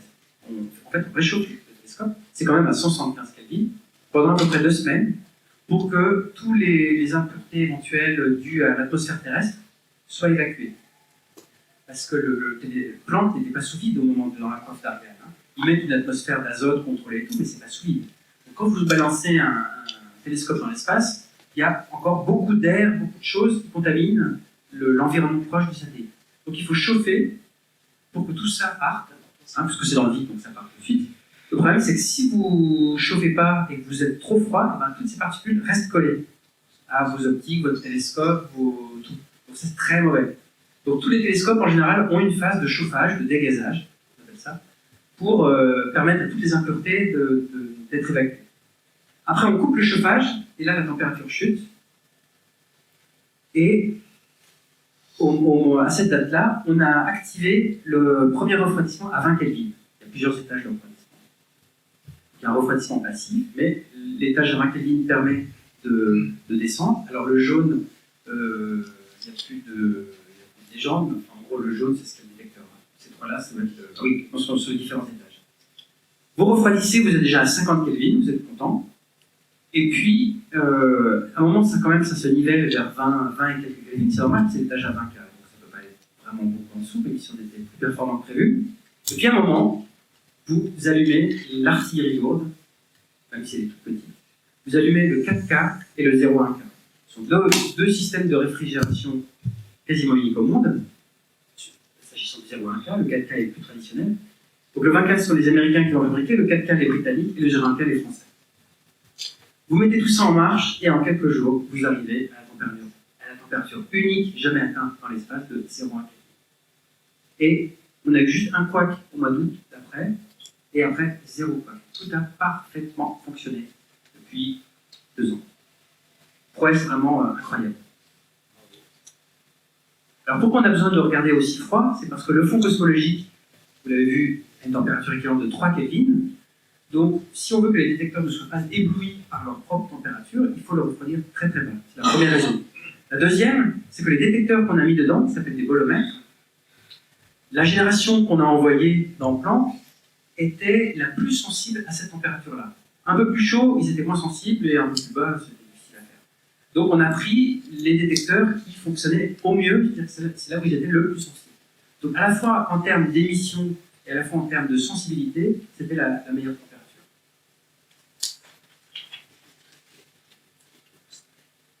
Alors voilà à quoi ressemble le plan focal, c'est-à-dire le cœur du télescope. La lumière arrive sur ça. Vous avez la partie ronde qui est HFI, donc l'instrument sous responsabilité française, le CNES notamment, et puis la maîtrise d'œuvre à Orsay, l'IAS. Et puis l'instrument extérieur qui est le LFI, donc l'instrument sous responsabilité italienne. Et vous voyez que la lumière arrive par des gros cornets. C'est comme un petit radiotélescope, hein, en fait. On est dans les ondes millimétriques. Je voulais préciser que le Planck observait dans les ondes millimétriques et centimétriques.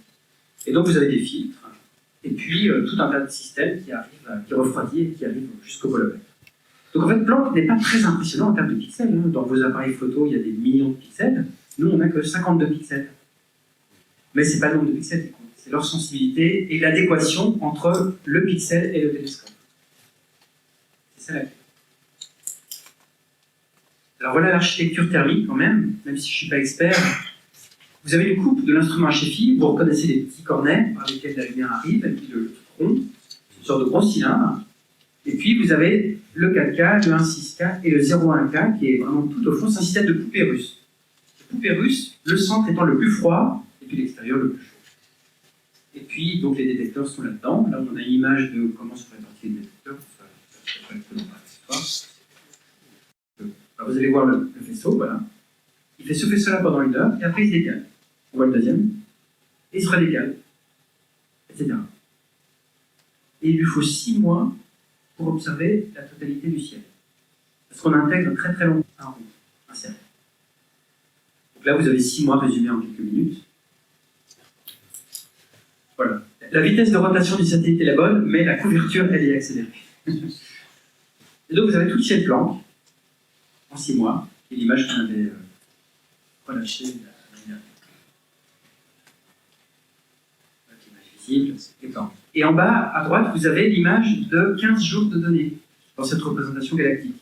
Donc, pendant 15 jours, on fait plusieurs ronds, et quand on les reprojette sur le ciel, ça fait cette sorte de courbe un peu tordue qui passe par la galaxie une fois, 2 fois.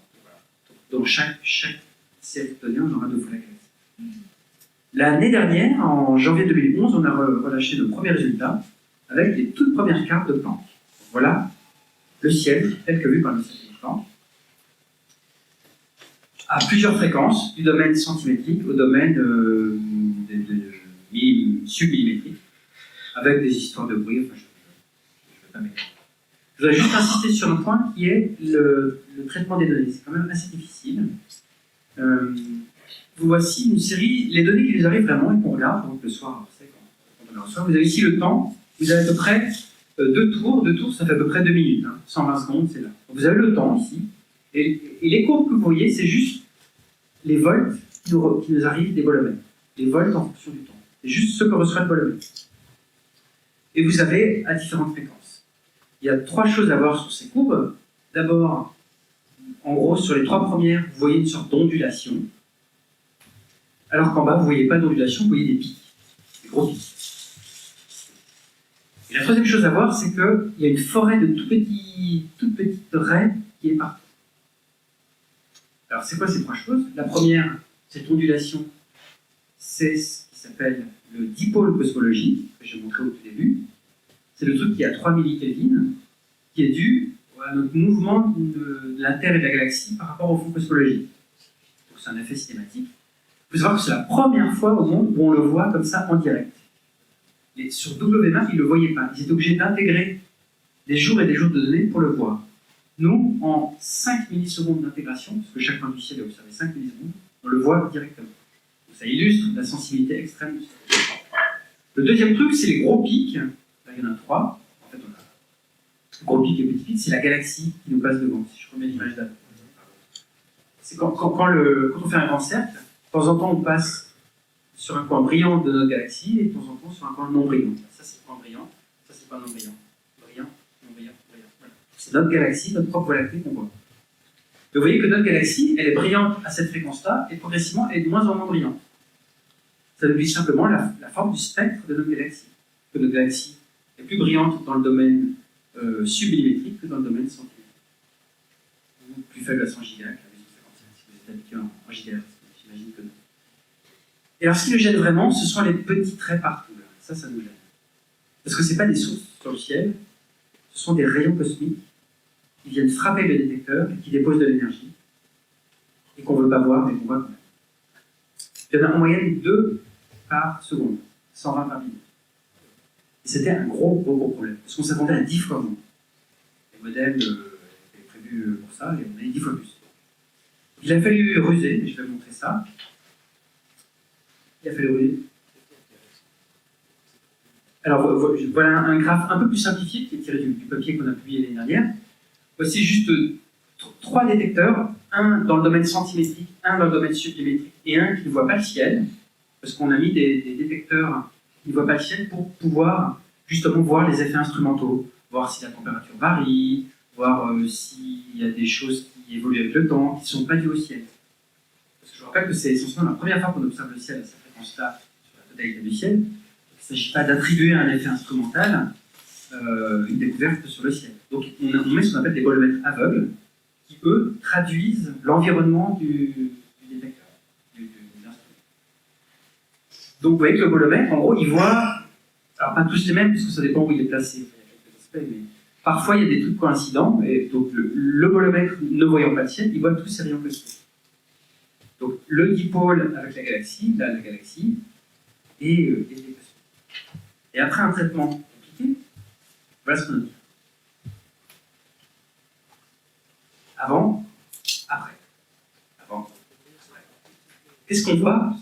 On voit des séries toutes propres, toutes nettoyées, avec en rouge l'identification des glitches, des impacts qui ont été nettoyés. Et puis en bas, le volomètre aveugle, enfin, il ressemble vraiment à du vrai bruit blanc, du vrai bruit statistique, comme on veut, et pas un truc complètement biaisé. Et c'est sur ces données-là qu'on construit des cartes, notamment celle-là que vous voyez. Et grâce à ces données nettoyées et qualifiées, on fait ça. On perd à peu près 15% des données. C'est pas magique.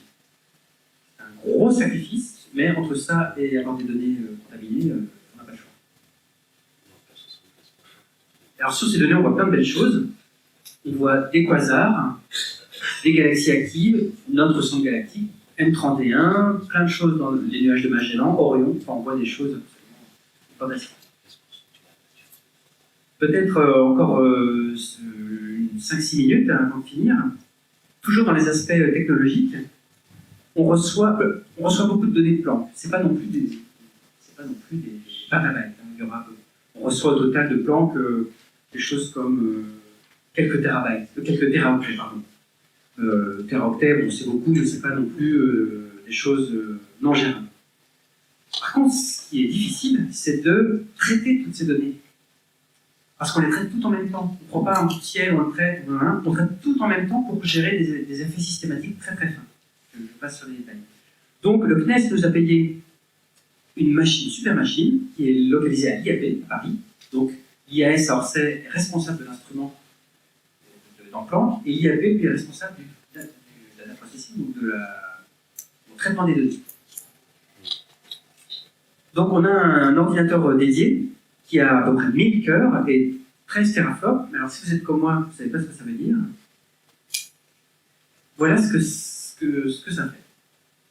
Sur cette machine, il faut 2 jours complets de calcul pour traiter toutes les données Planck. C'est bien, parce que 2 jours, c'est quand même assez long. Alors j'ai fait le calcul, j'ai demandé aux ingénieurs de m'aider à faire le calcul. Si je faisais le calcul là sur mon Mac qui est là, qui est un des dernières générations, à combien ça équivaudrait? Donc les 2 jours de calcul sur cette super machine, ça équivaudrait à 6 ans de traitement sur mon petit Mac à 4 processeurs, ou 2, je ne sais plus combien il y en a. Donc on voit déjà le facteur d'échelle entre 2 jours et 6 ans, mais c'est pas ça le plus important. Il faudrait un disque dur de 200 téraoctets. Ça se trouve, oui c'est gérable, mais c'est juste que voilà, ça se fait pas comme ça sur un petit Mac. Et surtout un accès ultra rapide au disque dur. Il faudrait pouvoir lire 11 CD-ROM en 1 seconde. Ça pendant 2 jours. Donc c'est ça qui dimensionne. C'est pas vraiment le calcul lui-même, parce que vous en mettez plein, mais c'est tout ce qui concerne la mémoire et l'accès au disque qui dimensionne. Parce qu'on n'arrête pas de lire, relire, réécrire. Et donc il faut un super calculateur, c'est pas un super calculateur au sens du top 500 des plus gros ordinateurs du monde. Hein. Mais c'est quand même un truc qui coûte quelques millions d'euros et qui demande une grosse équipe de maintenance pour gérer le fichier, le file system, etc. C'est très compliqué. Donc il y a des enjeux à la fois de technologie, d'avoir un détecteur qui marche, d'analyser les données, mais il faut qu'au sol, tout tourne bien. Un dernier petit point que j'aime bien faire aussi avant de montrer quelques images et de conclure, c'est est-ce que c'est cher? Bon, je pense que là l'auditoire est conquis, mais enfin, je le fais même à mes étudiants, ça, pour vous dire, donc ils ne sont pas forcément conquis.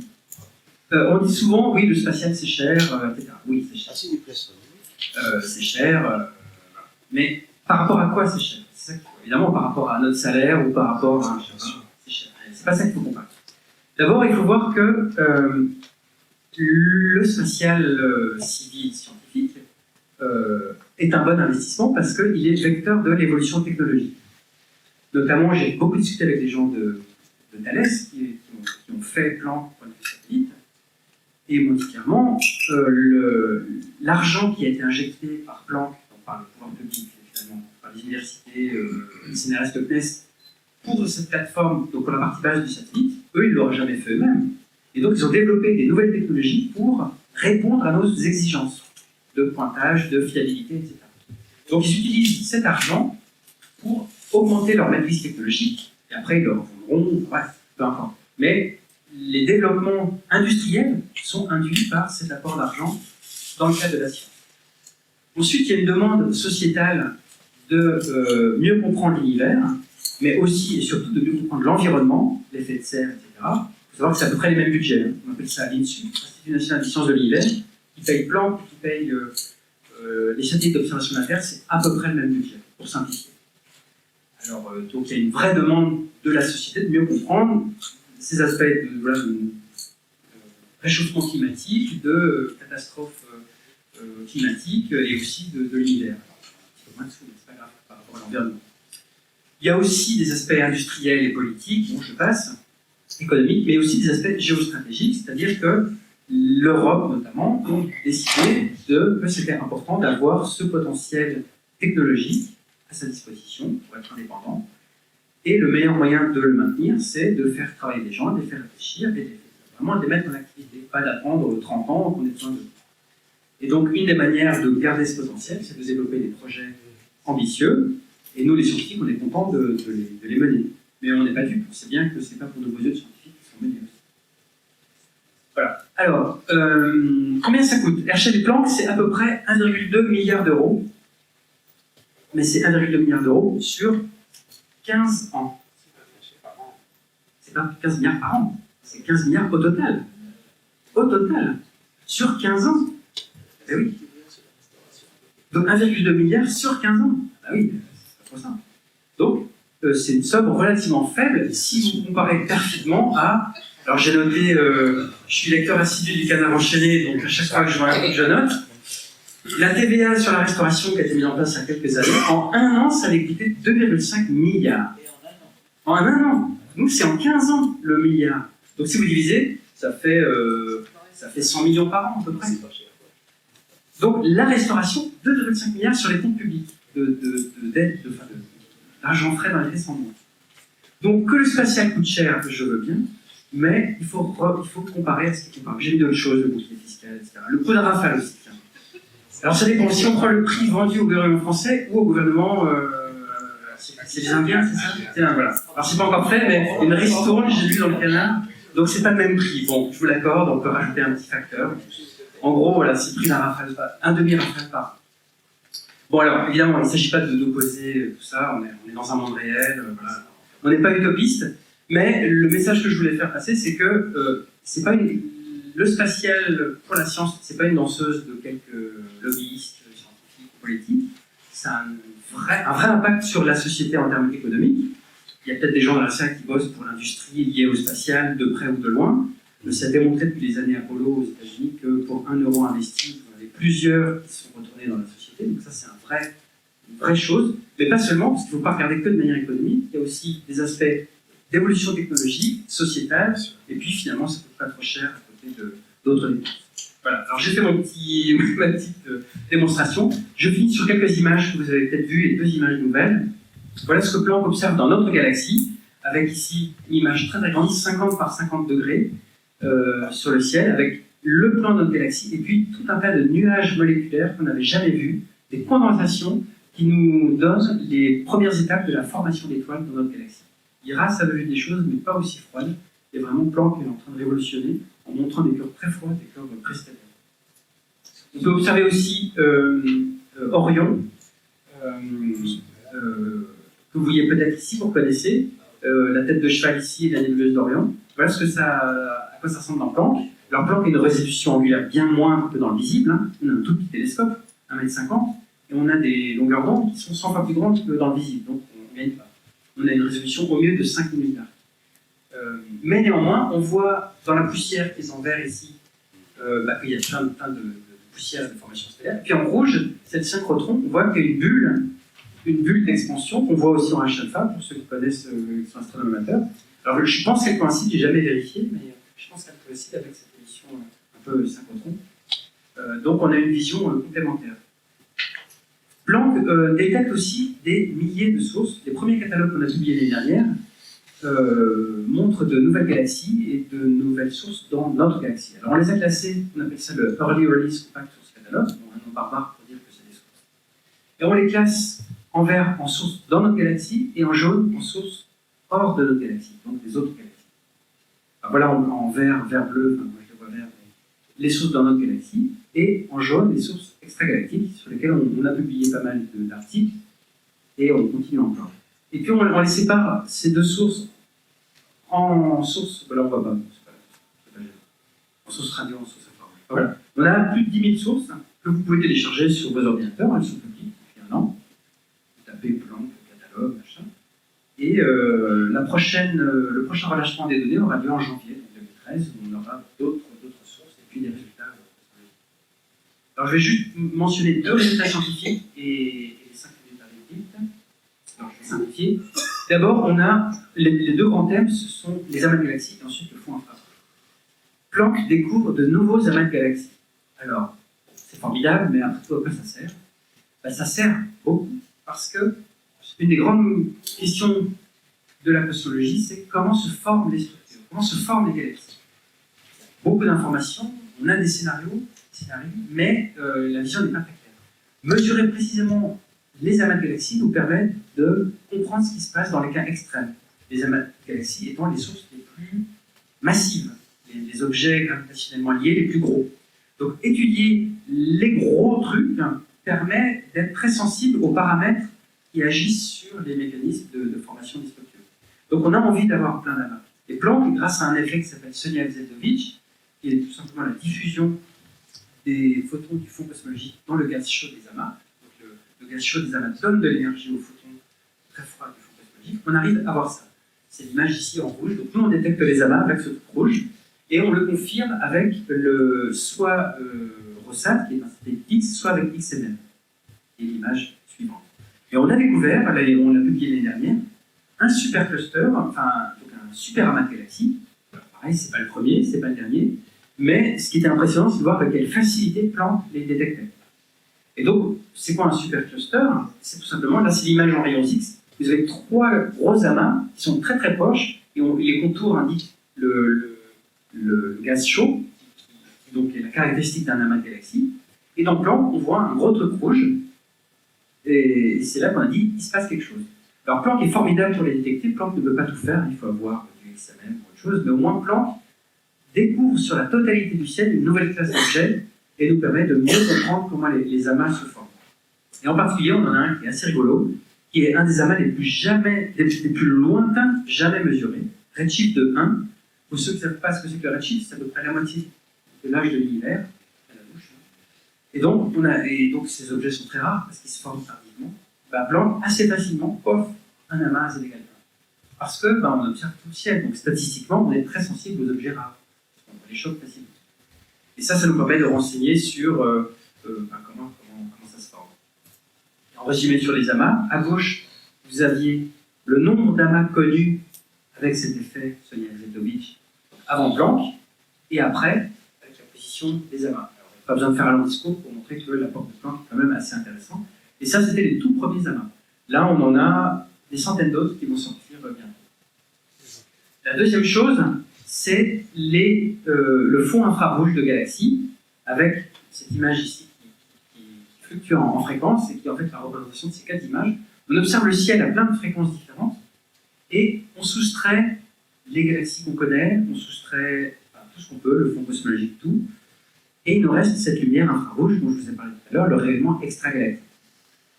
Mais, tout comme le rayonnement cosmologique, ce rayonnement extragalactique n'est pas complètement homogène. Il est grumeleux. Et ce qui est vraiment rigolo, c'est la découverte de ce qu'on a fait avec Planck, c'est que ces petits grumeaux dans ce rayonnement de galaxies lointaines n'est pas le même en fonction de la fréquence. Ce qui est un peu illustré ici, quand on les remet à la même résolution. Donc cette structure, elle n'est pas forcément présente à toutes les fréquences. La 857, on ne la voit pas. On la voit un peu à 545, on la voit surtout à 217 ou à 353. Et ça nous dit comment se forment les galaxies en fonction de l'époque cosmique. Je passe les détails parce que je pourrais y rester longtemps aussi. Et deux dernières images avant de conclure parce que je sens qu'il est tard. Nous avons relâché cette image il y a juste 3 semaines à la conférence de Bologne. La première image de tout le ciel. Alors elle n'est pas très belle là sur l'écran, mais quand vous la téléchargerez, vous verrez qu'elle est pas mal. Elle est surtout utile, à défaut d'être pas mal. C'est la première carte sur tout le ciel de la molécule CO, qui est très importante dans l'astrophysique, qui est donc due à de la poussière froide proche de nous, dans notre galaxie. Les données existantes auparavant n'était concentré que sur le plan de notre galaxie, pour des raisons évidentes, parce que c'est là où c'est le plus brillant. Et on ne savait rien de ce qui se passait au-delà du plan de la galaxie. Pour la première fois, on détecte plein de structures qui nous disent qu'il y a du gaz froid qui est en train de se condenser. Il se passe quelque chose d'intéressant pour la formation stellaire. Ça, c'est le premier point. Le deuxième point, c'est aussi quand on fait des observations du fond cosmologique, il faut faire gaffe à ces endroits-là, parce qu'il y a de la contamination par de la poussière de notre galaxie. Et ça, on ne savait pas avant. C'est une des découvertes non prévues de Planck, cette cartographie complète de la molécule CO, importante en astrophysique. Alors ça, c'est l'histoire officielle. L'histoire officieuse, je vais vous la raconter en 1 minute, en 30 secondes, c'est qu'on a des filtres, on observe dans 9 fréquences, il y a un filtre dont on s'est rendu compte après coup, en fait, la raie de CO tombait dedans. C'était pas prévu. On devait avoir fait des filtres qui éliminaient les raies de notre galaxie pour ne pas être gêné. Manque de peau, il y a un filtre qui incluait cette molécule, qui est très brillante, enfin, qui émet beaucoup. Donc on n'avait pas le choix que de trouver un traitement pour sortir ça et la soustraire des données du fond cosmologique. Donc c'est par nécessité qu'on l'a sorti, mais n'empêche que c'est un résultat scientifique de première fois. Et deuxième résultat qui a été présenté il y a 2 semaines, qui est tout nouveau, qui va donc faire l'objet de publication, c'est ce qu'on appelle une sorte de brume galactique, galactic haze en anglais, qui est, vous voyez, alors c'est les données Planck, plutôt à basse fréquence, on a masqué la galaxie, on a masqué plein de sources, enfin, plein de choses, et on voit qu'il y a une émission incomprise vers le centre de notre galaxie. Et il se trouve que cette émission est aussi vue à haute énergie par fermeté. Donc les gens se disent qu'il y a un lien entre les deux. On ne sait pas trop quoi encore. Est-ce que c'est l'annihilation sur de la galaxie? On ne sait pas trop. Et les gens sont assez excités par ça.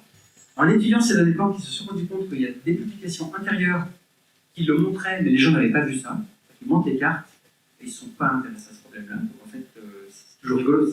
Quand on découvre un effet, on se rend compte qu'en fait, il est déjà présent des années avant. C'est juste que les gens n'y ont pas prêté attention.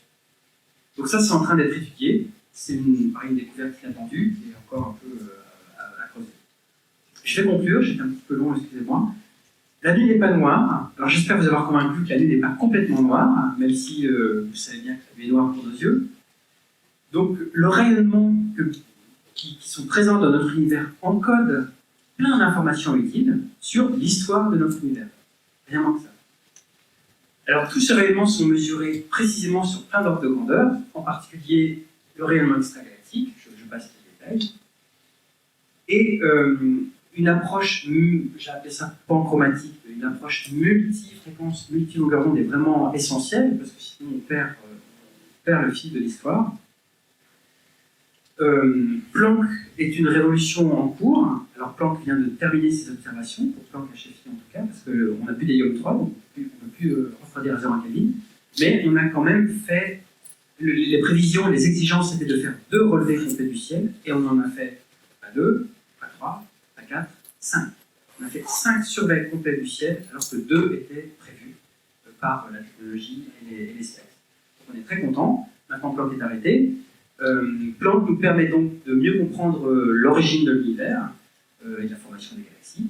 Et puis donc je vous donne rendez-vous en janvier, enfin moi ou quelqu'un d'autre, enfin bref, de manière générale. La communauté Planck vous donne rendez-vous en janvier 2013 pour les premiers résultats de cosmologie, basés sur les 2 premières années. C'est comme ça que ça a été financé à l'ESA, c'est un peu compliqué. Enfin, donc les résultats de 2013 seront basés sur les 2 premiers surveys. Et en 2014, on aura la totalité des données complètement publiques. Donc, guettez sur vos ordinateurs, vous aurez toutes les données, les belles images, à toutes les fréquences, le fond cosmologique, les catalogues de sources, la polarisation, tout. Voilà. Merci et bonne soirée.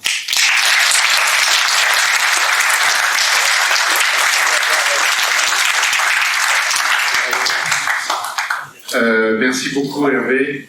Je suppose que vous avez des questions. D'abord, je voulais vous signaler que j'ai de la doc sur Planck, ici, pour ceux qui veulent. Hein. Vous pouvez donc la prendre avant de partir. Et avant de passer la parole pour les questions, donc j'ai cru comprendre qu'il n'y avait plus d'hélium. Oui. Donc ça veut dire que Planck est mort. Planck est mort, en quelque sorte. Plus. Alors en fait, Planck n'est pas mort. Planck a 4 réserves d'hélium. 3 d'hélium-4 et une d'hélium-3. Pour accéder à la température à 0,1 Kelvin, il fallait de l'hélium-3 et de l'hélium-4. C'est le phénomène de dilution, très basse température. Comme il n'y a plus d'hélium-3, on ne peut plus aller à 0,1 Kelvin, mais il reste quand même de l'hélium-4. Donc Planck est actuellement à 4 Kelvin. Donc notre instrument phare à 0,1 Kelvin ne peut plus fonctionner. En revanche, le deuxième instrument, l'instrument italien, lui, peut fonctionner parce qu'il a besoin de notre étage à 4 Kelvin. Donc, pour la petite histoire, HFI fonctionne maintenant pour l'instrument italien pour qu'il puisse s'étalonner. Et il va fonctionner encore pendant 1 an, parce qu'ils ont besoin de mesurer encore d'autres choses. Donc, Planck HFI est mort, mais Planck LFI vit encore pendant 1 an. Ok, super.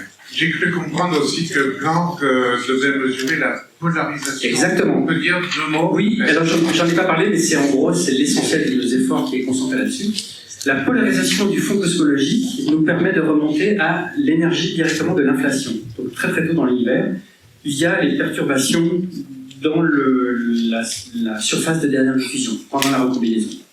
Alors il faudrait, pareil, ça nécessiterait du temps, mais en 2 mots, quand on mesure les petits grumeaux que je vous ai montrés du fond cosmologique, si on mesure ça en polarisation, ça nous montrera l'effet des ondes gravitationnelles primordiales qui sont passées au moment de la recombinaison. Et les ondes gravitationnelles primordiales sont émises au moment de l'inflation, à peu près. Donc, mesurer la polarisation du fond cosmologique nous ramène non pas à à redshift de 1100, mais nous ramène directement carrément à l'échelle de l'inflation. Donc, c'est le gros but cosmologique de Planck. Donc, on pourra passer les 380 000. Exactement, parce que c'est une perturbation d'espace-temps qui, elle, se fiche un peu si l'univers est opaque ou pas, et qui perturbe la recombinaison via la polarisation. Bon, on va passer la parole.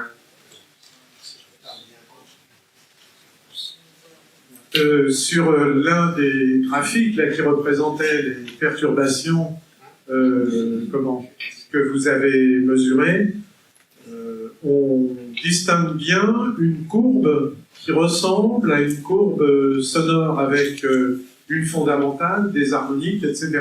Oui. Or, si je me souviens bien, d'après l'harmonique, on doit pouvoir calculer les dimensions de la cavité correspondante, de la cavité univers. Donc, qu'est-ce qu'on obtient comme dimension? Alors, c'est pas exactement comme ça qu'on pose le problème, parce que on n'a pas besoin de cette hypothèse, un peu comme Laplace.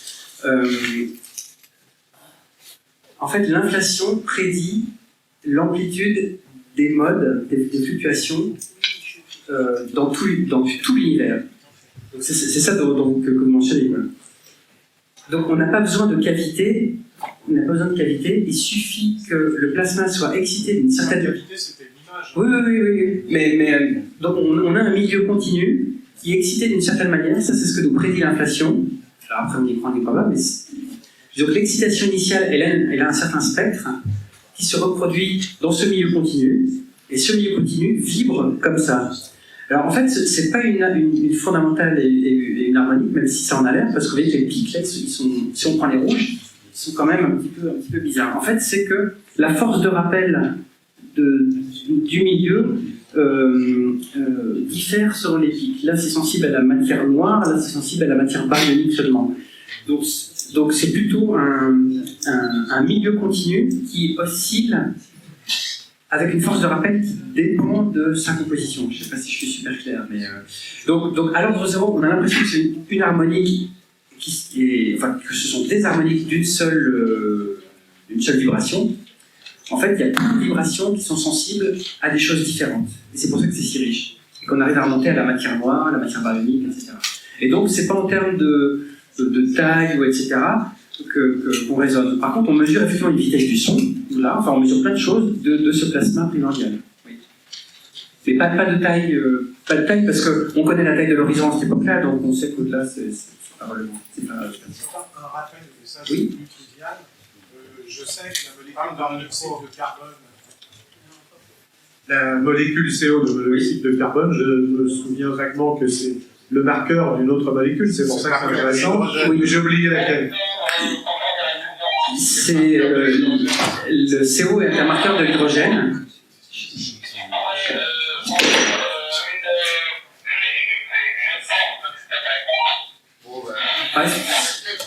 j'étais là, bref. C'est un traceur de la molécule d'hydrogène, qui est donc l'une des plus abondantes, H2 en particulier. Enfin, H2 n'est pas la plus abondante, mais permet de tracer H2, qui est beaucoup plus difficile à observer. Mais là aussi, c'est difficile c'est un traceur, mais on sait que le rapport entre le CO et l'hydrogène varie un petit peu. Et c'est très difficile de mesurer ce rapport. Donc on utilise ça parce qu'on n'a pas mieux, mais c'est quand même un traceur plus par défaut de meilleur traceur qu'autre chose. Voilà. Oui, ça marche. Merci beaucoup pour votre exposé. J'avais juste une question. Théoriquement, il y a un fond diffus de neutrinos. Bien sûr, bien sûr. En admettant que la technologie le permette, Oui. je ne sais pas quand, Oui. on arriverait à, par rapport aux 300 Bien sûr. millions, on arriverait à créer le... Juste deux fois plus loin. Le fond de neutrinos, actuellement, a une température à peu près 2 fois plus faible que le fond cosmologique, en température équivalente. Donc, si on a un redshift de 1000 pour le CMB, on serait un redshift, j'imagine, de 2000 pour les neutrinos. Alors, j'ai pas fait le calcul exactement. J'ai juste que la température est 2 fois plus faible, ça c'est sûr. Parce que l'émission des neutrinos, la neutrinosphère, en fait, devient transparente en température 2 fois plus tôt par rapport aux photons. Donc, si on y arrivait, on gagnerait un facteur 2. Ce serait pas mal. Mais on est loin d'y arriver technologiquement. C'est- Merci pour votre conférence. Une petite question peut-être un petit peu anecdotique là. Qu'est-ce qui justifie la politique de communication à élastique pour ces données-là? Parce que oui. sur beaucoup d'autres Bien sûr, oui. sondes, disons, le relâchement des données était quand même un petit peu plus convivial. Alors en fait, je suis pas sûr de votre dernière assertion. Pour les données WMAP, par exemple, l'équipe l'a gardé quelques années pour elle sous le coude avant de la relâcher. Pour les données Mars Express, certaines sont relâchées effectivement directement en temps réel, d'autres non. Nous, on a négocié ça, c'est un contrat avec l'ESA, en fait, ça paraît simple, en fait, on signe des contrats avec le CNES et l'ESA, c'est très formel. Et le contrat, c'était quoi? C'était 1 an après la prise des données, les données seront relâchées. HFI s'est arrêté au mois de janvier 2012, donc il y a quelques semaines. Janvier 2012 plus 1 an, janvier 2013.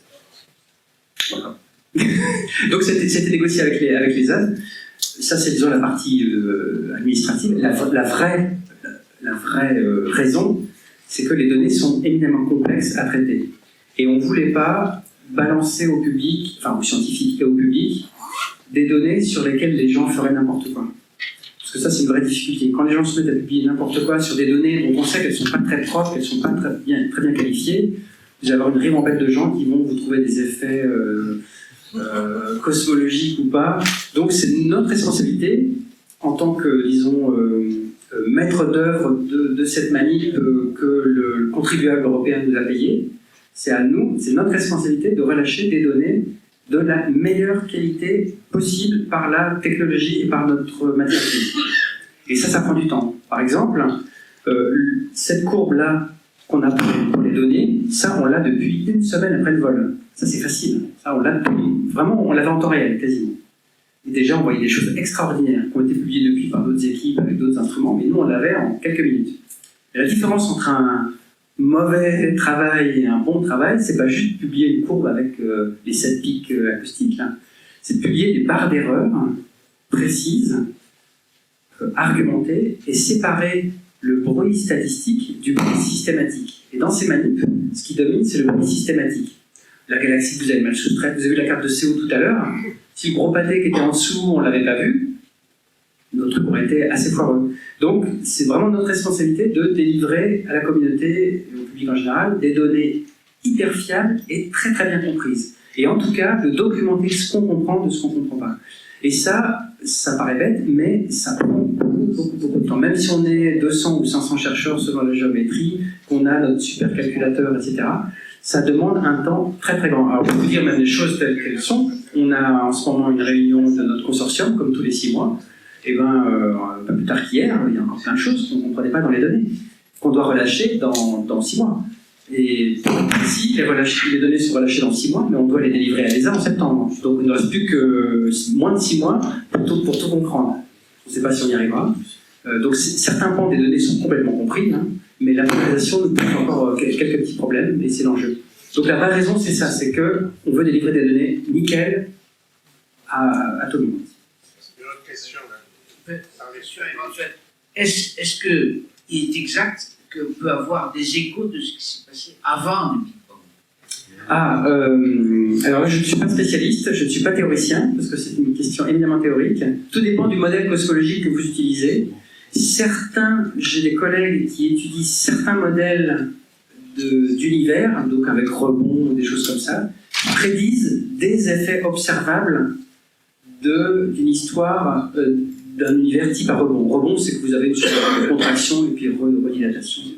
Donc dans certains modèles, il y a des effets observables. À ce jour, nous n'avons aucune prédiction précise, donc nos données ne nous permettront pas de détecter ces effets-là, parce qu'on n'a pas d'effet prédit. On ne trouvera pas des choses fortuitement, même si j'ai laissé un petit peu ce message planer sur le CO, etc. Des effets cosmologiques comme ça, on n'en découvrira pas si on ne sait pas quoi chercher. Donc la réponse simple est non, on ne pourra rien voir, ça c'est essentiellement acquis. Maintenant, s'il y a des prédictions très fines, très précises sur ce qui peut se passer dans des modèles pré-Big Bang, il en existe une certaine famille, là on pourra voir. Mais je crains que les effets, les prédictions de ces effets soient bien en dessous de ce qu'on peut détecter aujourd'hui avec Planck. Mais théoriquement, c'est pas impossible. Une autre question. Oui, tout à l'heure, dans une des images, il y avait une forme de deux lobes que vous interprétiez comme correspondant à l'effet Doppler. Voilà. Et alors, je m'interrogeais sur les deux points Ah oui, oui, au milieu de chacun des lobes. vous avez raison. Est-ce qu'ils ont une explication? Oui, complète. Non, en fait, c'est les deux. Ils ont une explication, c'est que c'est la galaxie, notre Voie lactée, qui a mal été soustraite de ces données-là, à l'époque. C'est des données qui datent de 1990, à peu près. Donc, en fait, au milieu, il y a notre Voie lactée qui passe, et on voit que ça bave un peu. Si je mets l'autre image. Ah oui, j'ai pas mis la Voie lactée, là. Est-ce que j'ai mis Planck? Non. Donc, la réponse de ces deux petits... La réponse de ces petits points, c'est que c'est une mauvaise soustraction de notre Voie lactée, la galaxie. Donc ça n'a rien à voir avec cet effet Doppler qui est là. Vous avez raison. Ça, c'est notre galaxie. Très dans les données. Alors, d'autres questions? Il y en a une là-bas. Je confirme en tout cas pour l'histoire de délai. Par exemple, Mars Express impose un an de retard entre une photo qui est prise et une photo qui est publiée. Voilà, bah nous c'est pareil, c'est la différence, je l'ai peut-être Et pas là, dit. c'est les Allemands qui souhaitaient ça. Là, je ne l'ai pas dit, mais nous, il nous faut toutes les données pour bien les traiter. J'ai oublié de dire qu'on avait une précision tellement grande que quand le télescope pointe par là, on mesure de la lumière qui vient de par là, dans le dos. Notre lobe est précis à 10.6 près. On mesure des choses à 10.6 près. Et la diffraction fait que dans notre télescope, il y a de la lumière qui vient du dos et qui revient par devant grâce à la diffraction, ou à cause de la diffraction. Donc on ne peut traiter les données totales que quand on a toutes les données et qu'on peut en quelque sorte déconvoluer, parce que ce qu'on a observé là dépend de ce qu'on a observé là, et réciproquement. Donc on a un système à résoudre qui nécessite d'avoir toutes les données. C'est pour ça que c'est un an après la totalité des données. Parce qu'on pourrait dire, bah, vous avez des bouts de ciel, vous pouvez les relâcher. Bah, non. Peut-être une dernière question? Ça en fera deux. La première, c'est à propos de l'énergie noire.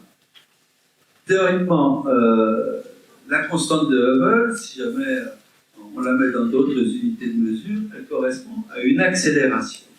Donc les fameux 70,6 km par seconde, C'est un temps là. sec, oui, ça correspond à une accélération qui est de 10 moins 10 mètres seconde par seconde. Donc, seconde carré. Donc, cette constante de Hubble, c'est une accélération. Maintenant, Non. Faux. Bah, continuez. ah bon, oui.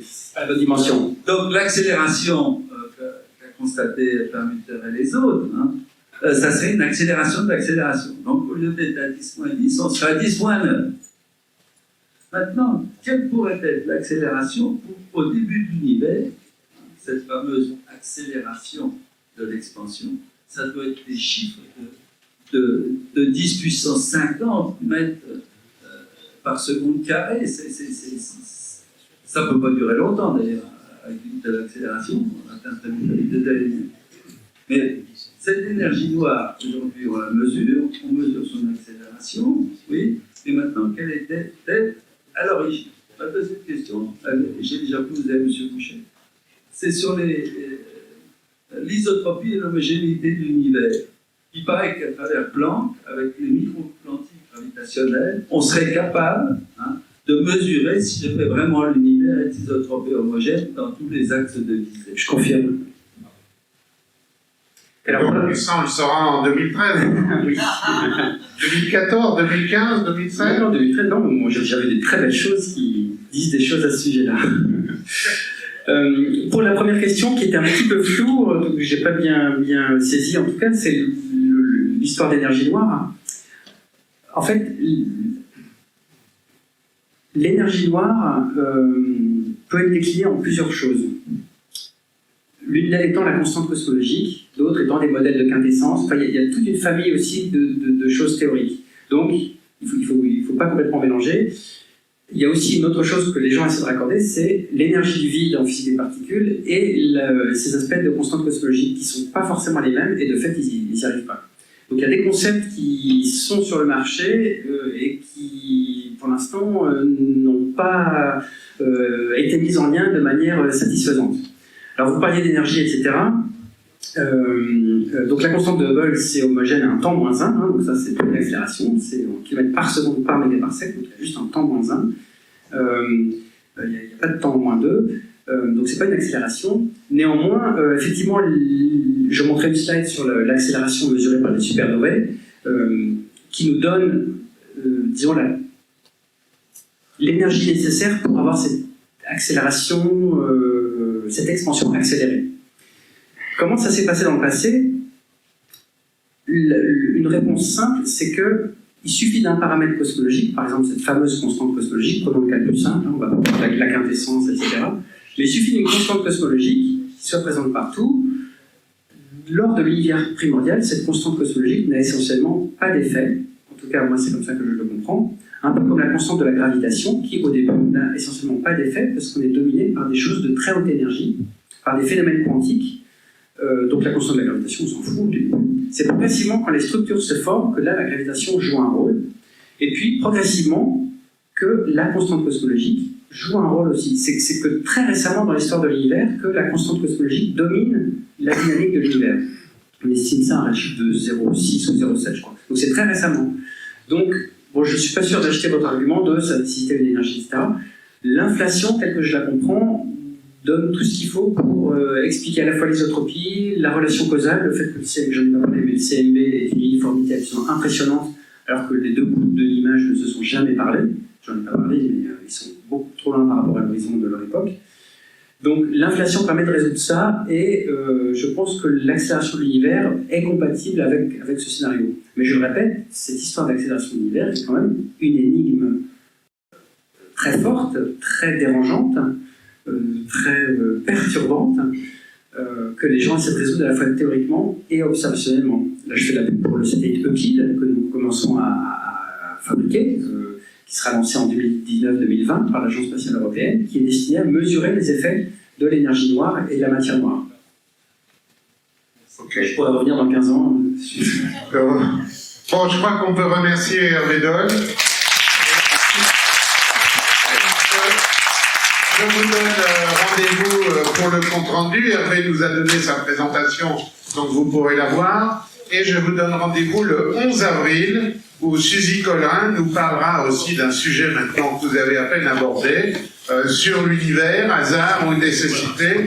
Je crois que ça serait très amusant. Bonne soirée à tous.